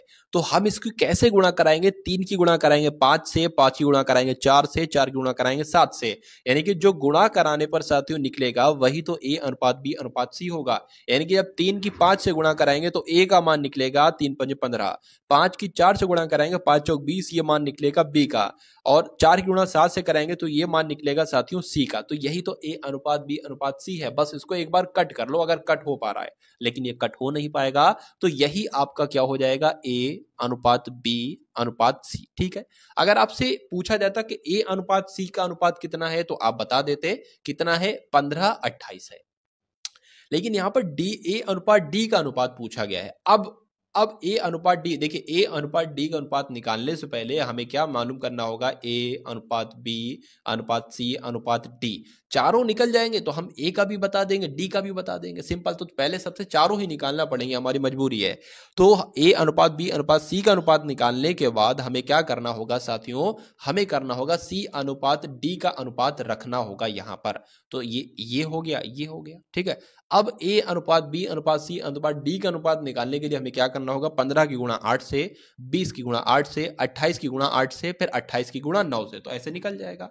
तो 15 की गुणा 8 से करते हैं साथियों, 15 अट्ठे कितना होता है, 120 होते हैं। 20 की गुणा 8 से करते हैं 160 हो जाएंगे। 28 की गुणा 8 से करेंगे तो अट्ठू अट्ठू आपके कितने हो जाएंगे, अट्ठू अट्ठू आपके साथियों 64 हो जाएंगे, और 8 दूना 16 और 6 आपका कितना हो जाएगा, 22 हो जाएगा। ठीक है, अब 28 की गुणा 9 से भी कराना है तो कितना हो जाएगा, अगर बात करें 9 अट्ठे 72 आपके हो जाएंगे। ठीक, एक सेकंड, 9 अट्ठे आपके कितने हो जाएंगे, मैं करा लेता हूं सही तरीके से। यहाँ पर ये मैंने खींच दी लाइन, और ये 9 अट्ठे आपके 72 हो जाएंगे, और 7 बच जाएगा। ठीक है, 9 दूना 18 हो जाएगा, 18 और 7 साथियों कितना होता है, 25 होता है, यानी कि ये आ जाएगा। ये a अनुपात b अनुपात c अनुपात d तो आया है, लेकिन हमें a अनुपात d हम निकाल लेते हैं। a अनुपात d, a कितना है, 120 है, और साथियों d कितना है, 252 है, 252। इसका बस क्या, इसको वो कर लो साथियों, कट कर लो, यहाँ पर 60 आ जाएगा, ये आपका कितना आ जाएगा, 2 एकम 2, ये आपका 26 आ जाएगा। फिर से कट करोगे 60 को 2 से तो 30 आ जाएगा, ये आपका कितना आ जाएगा साथियों, इतना आ जाएगा। 3 से कट कर लो, 3 एकम 3 आ जाएगा, 3 दूना इतना आ जाएगा, 10 21 आ जाएगा। 10 21 साथियों ऑप्शन में है तो बिल्कुल है, आंसर आपका जाएगा ऑप्शन नंबर डी के साथ। ठीक है ना, तो बहुत साथियों आसान तरीके से मैंने आपको समझाया, इसलिए समय ज्यादा लगा है, लेकिन मैं यहां पर अगर करता तो 40 सेकंड से ज्यादा का टाइम नहीं लगता, 40-45 सेकंड से ज्यादा का टाइम नहीं लगता। राहुल 12 किलोमीटर की चाल से 12 किलोमीटर घंटा की चाल से कार्यालय जाता है और 10 किलोमीटर की घंटा की चाल से वापस आ जाता है। यानी कि एक साथियों दूरी है, वो दूरी कितने भी किलोमीटर हो सकती है। अगर राहुल साथियों यहां से इधर को जाता है अपने कार्यालय तो 12 किलोमीटर प्रति घंटा की चाल से जाता है, यानी कि एक घंटे में 12 किलोमीटर की दूरी तय करता है, ऐसे जाता है। और जब वापस आता है तो 10 किलोमीटर के प्रति घंटा की चाल से आता है। तो उसकी औसत चाल साथियों क्या होगी, यह आपसे पूछी जा रही है। देखिए औसत चाल का सूत्र होता है, जब भी आपसे औसत चाल पूछी जाए तो आपको ध्यान रखना है 2xy बटे x प्लस वाई। ये x क्या होगा साथियों, पहली चाल होगी, y क्या होगा, दूसरी चाल होगी। तो सिंपल सा साथियों आप लोग पुट कर देंगे दो, पहली चाल क्या है यानी कि x का मान क्या है साथियों 12, और अगर बात करते हैं साथियों y क्या है, दूसरी चाल है तो 10 है, बटे में साथियों क्या हो जाएगा 12 प्लस 10 हो जाएगा, 12 प्लस 10 हो जाएगा। अब अगर बात करें साथियों 12 दूना 24, 24 दाम कितने हो जाएंगे साथियों 240 हो जाएंगे।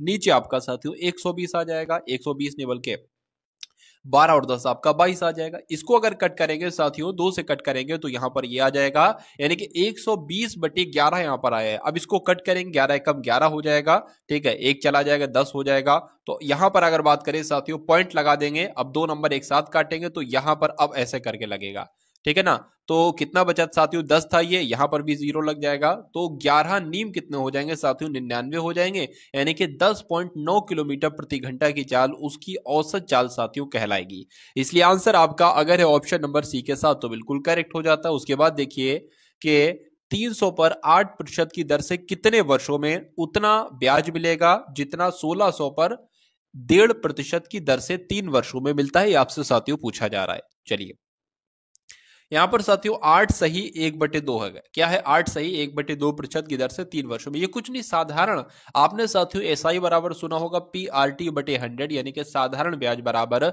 मूलधन गुणा दर गुणा समय बटे 100। तो यहां पर साथियों मूलधन दे रखा है, दर दे रखी है, लेकिन आपसे समय एक तरीके से पूछा जा रहा है।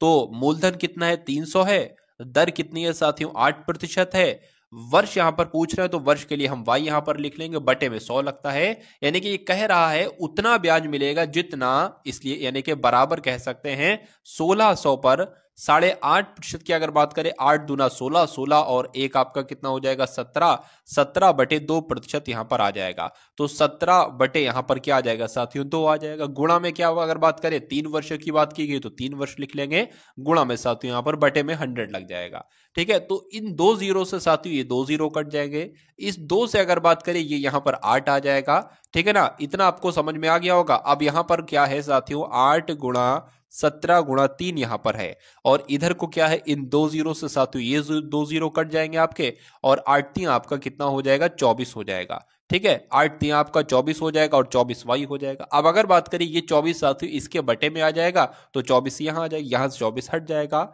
8 एकम 8, 8 आपका क्या क्या होता है 8 3 आपका 24 होता है, इस 3 से ये 3 कट जाएगा, यानी कि वाई बराबर क्या आएगा साथियों 17 वर्ष आ जाएगा वाई बराबर, जो कि कौन से ऑप्शन में है साथियों, ऑप्शन नंबर बी में है। तो यही आपका बिल्कुल करेक्ट आंसर है। अब उसके बाद देखिए कोई धनराशि 10% चक्रवृद्धि वार्षिक दर से 3 वर्षों में 6555 हो जाती है, वो धनराशि क्या है, वो मूलधन आपसे एक तरीके से पूछा जा रहा है। देखिए अगर आर यहां पर साथियों कितना दे रखा है 10% दे रखा है, और टी की अगर बात करें यानी कि समय कितना दे रखा है 3 वर्ष का दे रखा है, और ए कितना दे रखा है 6655 यहां पर दे रखा है, तो आपसे पी की वैल्यू पूछी जा रही है, यानी कि मूलधन कितना है। तो आप क्या करेंगे साथियों, एक सूत्र होता है वो आपको भी मालूम होगा, ए बराबर पी 1 प्लस आर बटे 100 की पावर क्या हो जाएगी साथियों टी हो जाएगी। ये फॉर्मूला आपने बचपन में सुना होगा। अब ए की वैल्यू कितनी है 6655 है, ठीक है। पी ही तो आपको ज्ञात करना है साथियों, पी आपको ज्ञात करना है, ठीक है। 1 प्लस आर कितना है 10% है, बटे में 100 आ जाएगा यहां पर, और टी यानी कि पावर कितनी है, अगर पावर की बात करें तो 3 वर्ष की बात चल रही है, 3 पावर हो जाएगी। इस जीरो से ये जीरो आपका कट जाएगा, 1/10 आएगा यहां पर। अब यहां पर सबसे पहले इसको हम लोग लिख लेते हैं जरा, ठीक है। 6655 बराबर पी, अब अगर बात करते हैं साथियों, 0 से 0 कट गया। अब 10 की गुणा 1 से होगी, 10 से कम 10, 10 और 1 आपका 11, 11/10 यहां पर हो जाएगा। 11/10 होगा ना, पावर 3 लगी है तो इसको 3 बार लिख देंगे साथियों, 11/10, 11/10 और 11/10 यहां पर लिख देंगे। अब अगर साथियों बात करते हैं ये कैसे, यानी पी की देखिए वैल्यू ज्ञात करना है, तो ये तीनों जीरो क्या हो जाएंगे, ये तीनों जीरो इसके गुणा में लग जाएंगे और ये 11 11 11 इसके भाग में आ जाएंगे। तो ऐसे साथियों कहा जा सकता है कि P बराबर, या इधर लिख लेते हैं, P बराबर साथियों कितना हो जाएगा, 6655।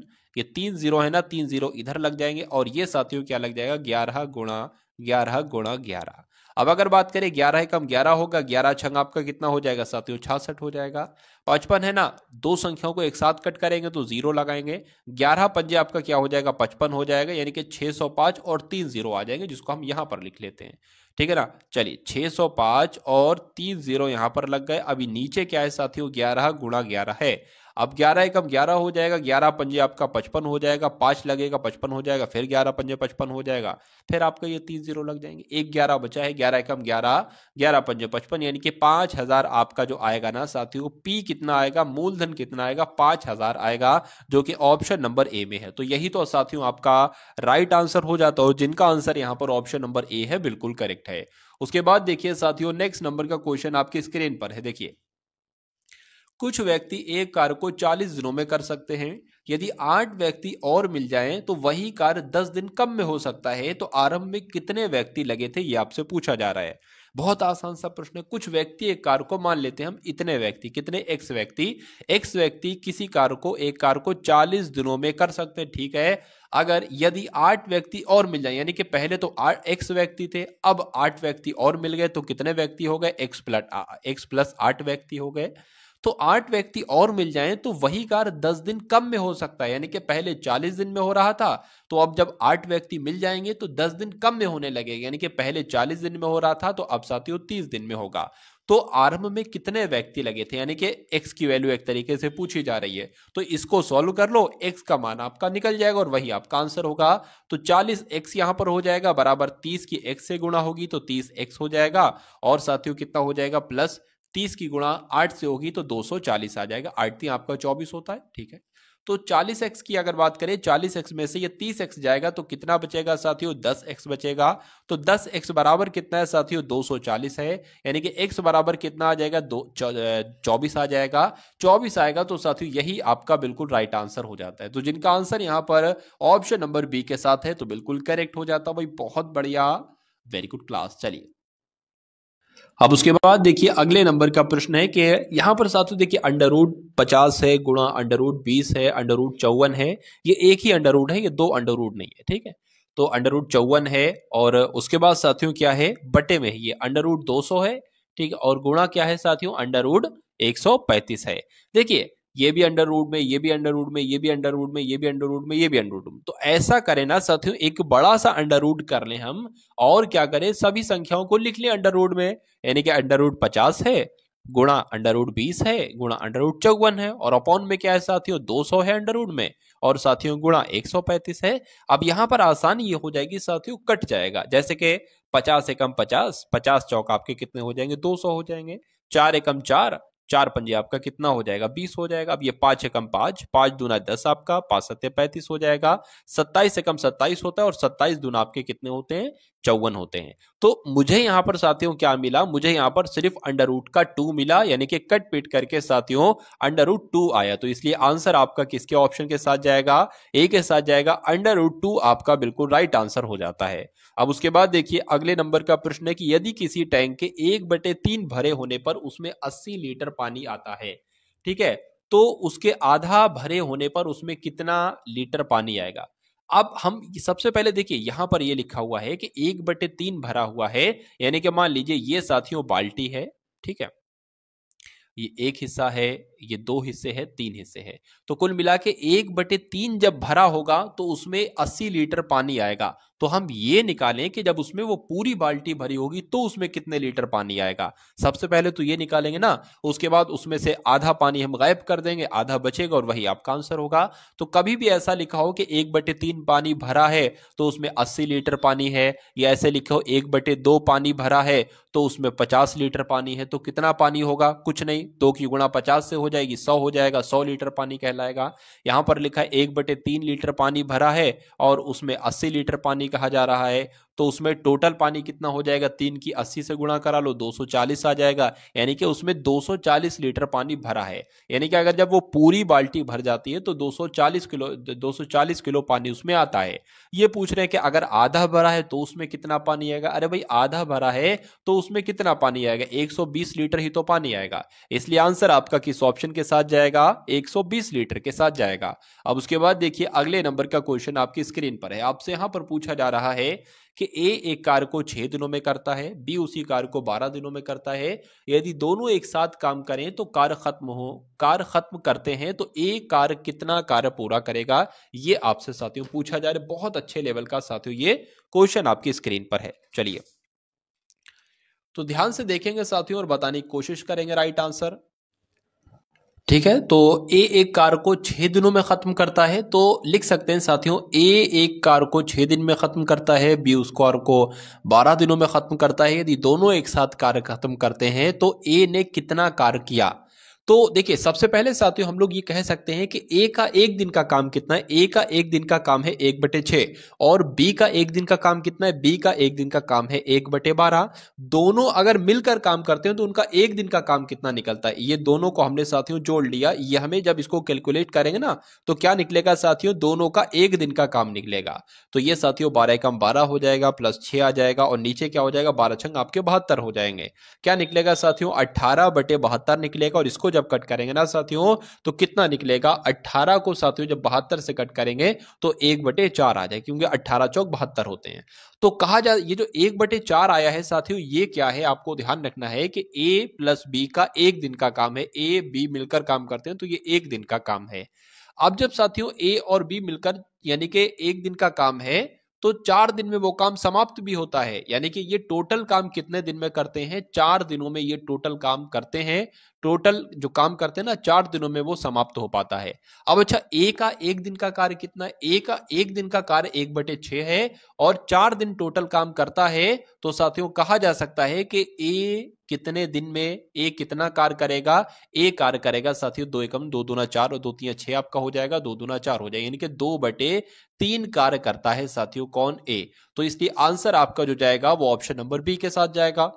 उसके बाद देखिए साथियों नेक्स्ट नंबर का क्वेश्चन है कि एक पंखे का अंकित मूल्य 1500 रुपए है और अंकित मूल्य पर 20% की छूट दी जाती है, तो ग्राहक को 1104 में खरीदने के लिए इसके अतिरिक्त कौन सी छूट दी जाती है? ये आपसे पूछा जा रहा है। बहुत अच्छा क्वेश्चन साथियों आपकी स्क्रीन पर है। देखिए एक पंखे का अंकित मूल्य यानी कि एक पंखे पर साथियों कितने रुपए अंकित है? 1500 रुपए अंकित है। अंकित मूल्य पर यानी कि 1500 पर अगर 20% की छूट दी जाती है तो 15% पर साथियों जब 20% की छूट दी जाती है तो यह हमें 80% में पड़ेगा। यानी कि जब इसको साथियों कैलकुलेट कराओगे ना साथियों तो इस 0 से ये 0 कट जाएगा, 15 8 120 हो जाएगा, यानी कि 1200 में पड़ता है। जब 20% की छूट दी जाती है तो ये 1200 में पड़ता है। अगर इसको साथियों 1104 में खरीदना हो तो कितनी छूट दी जाएगी? तो कितनी छूट दी जाएगी साथियों? 1200 में से अगर बात करें साथियों 1104 को अगर घटाएंगे तो कितने बचेंगे साथियों? 96 बचेंगे।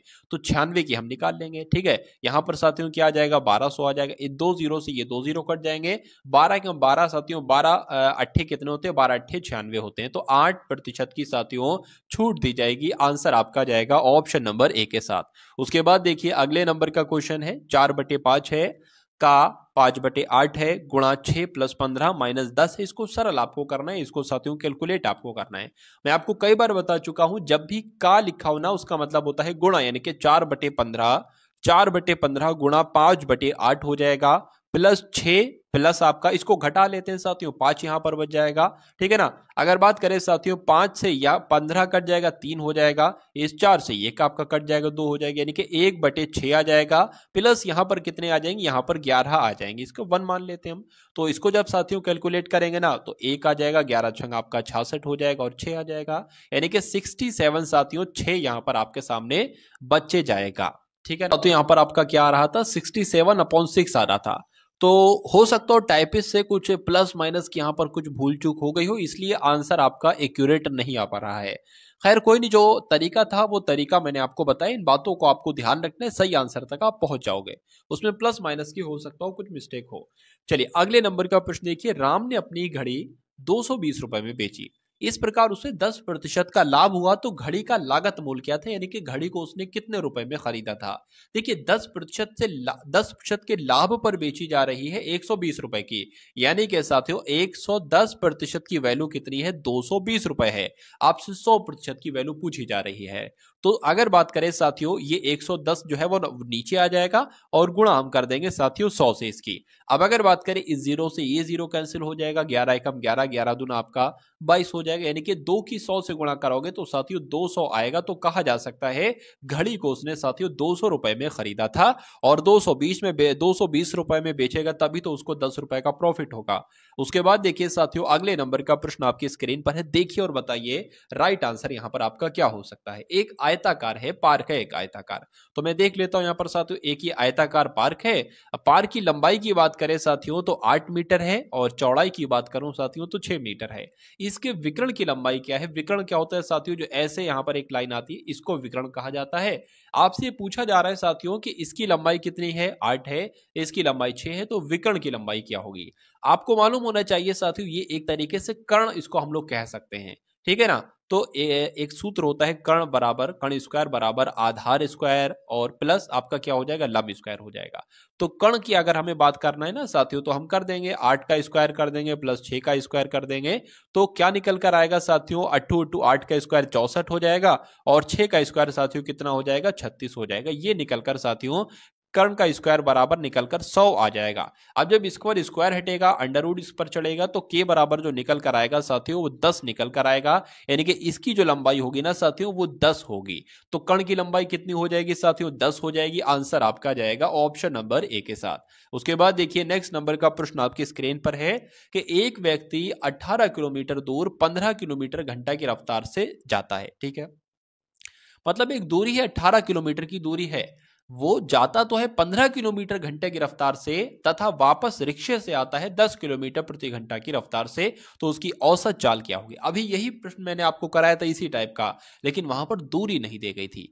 तो दूरी दी हो दूरी ना दी, मतलब कुल मिला के साथियों अगर दूरी समान है, अब वो एक तरफ जाए हेलीकॉप्टर से और उसकी दूसरी तरफ से आए पैदल आए, एक तरफ उसकी चाल है 200 किलोमीटर प्रति घंटा, वापसी की उसकी चाल मान लो अगर है 5 किलोमीटर प्रति घंटा, तो कोई दिक्कत नहीं है। दो चालें आपके सामने हैं, फॉर्मूला आपको मालूम होना चाहिए 2xy अपॉन में x प्लस वाई। क्वेश्चन जैसे कि जैसा भी आ जाए क्वेश्चन आप आराम से कर डालोगे। 2 लिख दिया, x क्या होता है, पहली किलोमीटर प्रति घंटा की चाल होती है तो 15 किलोमीटर है, 15 किलोमीटर लिख दिया, गुणा लगा दिया, दूसरी चाल क्या है 10 किलोमीटर प्रति घंटा है तो 10 लिख लिया, बटे में साथियों 15 प्लस 10 यहां पर आ जाएगा। ऊपर क्या आएगा 15 की अगर 2 से करे तो 30 आ जाएगा, 30 है यानी कि 10 से करे तो 300 आ जाएगा, 300 बटे आपका 25 आ जाएगा। और दुनिया जानती साथियों 25 की जब इससे भाग दोगे तो यहां पर साथियों 12 किलोमीटर प्रति घंटा आएगा। तो आंसर आपका किस ऑप्शन के साथ जाएगा, ऑप्शन नंबर ए के साथ जाएगा, यानी कि औसत चाल साथियों 12 किलोमीटर प्रति घंटा हो जाती है। चलिए उसके बाद देखिए कि 10% तथा 30% की उत्तरोत्तर छूट कितनी एकल छूट के बराबर होगी। तो सूत्र होता है, फॉर्मूला होता है साथियों 10 प्लस 30 माइनस 10 गुणा 30, 10 गुणा 30 बटे में साथियों क्या आ जाएगा 100 आ जाएगा। 2 जीरो ऊपर 2 जीरो नीचे कट जाएगा, 10 प्लस 30 आपका 40 हो जाएगा, माइनस आपका साथियों 3 एकम 3 3 हो जाएगा, यानी कि 10 40 में से 3 जाएगा साथियों तो 37% बचेगा। आंसर आपका किस ऑप्शन के साथ जाएगा, ऑप्शन नंबर ए के साथ जाएगा। उसके बाद देखिए अगले नंबर का क्वेश्चन आपकी स्क्रीन पर है कि यदि किसी संख्या का 2/7वां भाग 18 है तो उस संख्या का 1/9वां भाग क्या होगा। तो पहले हम वो संख्या तो निकाल लें, फिर उस संख्या का हम 9/9वां भाग भी बता देंगे, क्या दिक्कत है। तो किसी संख्या का मैंने आपको बताया था, का जहां पर भी आएगा वहां पर गुणा का निशान लगेगा। यानी कि मान लीजिए इस संख्या का तो गुणा का निशान लगे, 2/7वां भाग जो है ना कितना है, 18 है। इसको सही से लिखे तो 2 की गुणा x से हो जाएगी, यानी कि 2x/7 बराबर कितना है, 18 है। अब इस 7 की गुणा 18 से कर देंगे साथियों, तो ये 7 यहां आ जाएगा, यहां से कट हो जाएगा। इस 2 की भाग ये नीचे आ जाएगी तो 2 यहां आ जाएगा, ये 2 कट जाएगा, तो x बराबर 18 गुणा 7/2 आ जाएगा। 2 एकम 2, 2 नीम आपका 18 हो जाएगा और 9 सत्ते आपका 63 होता है। यानी कि x का मान कितना निकला साथियों, 63 निकला।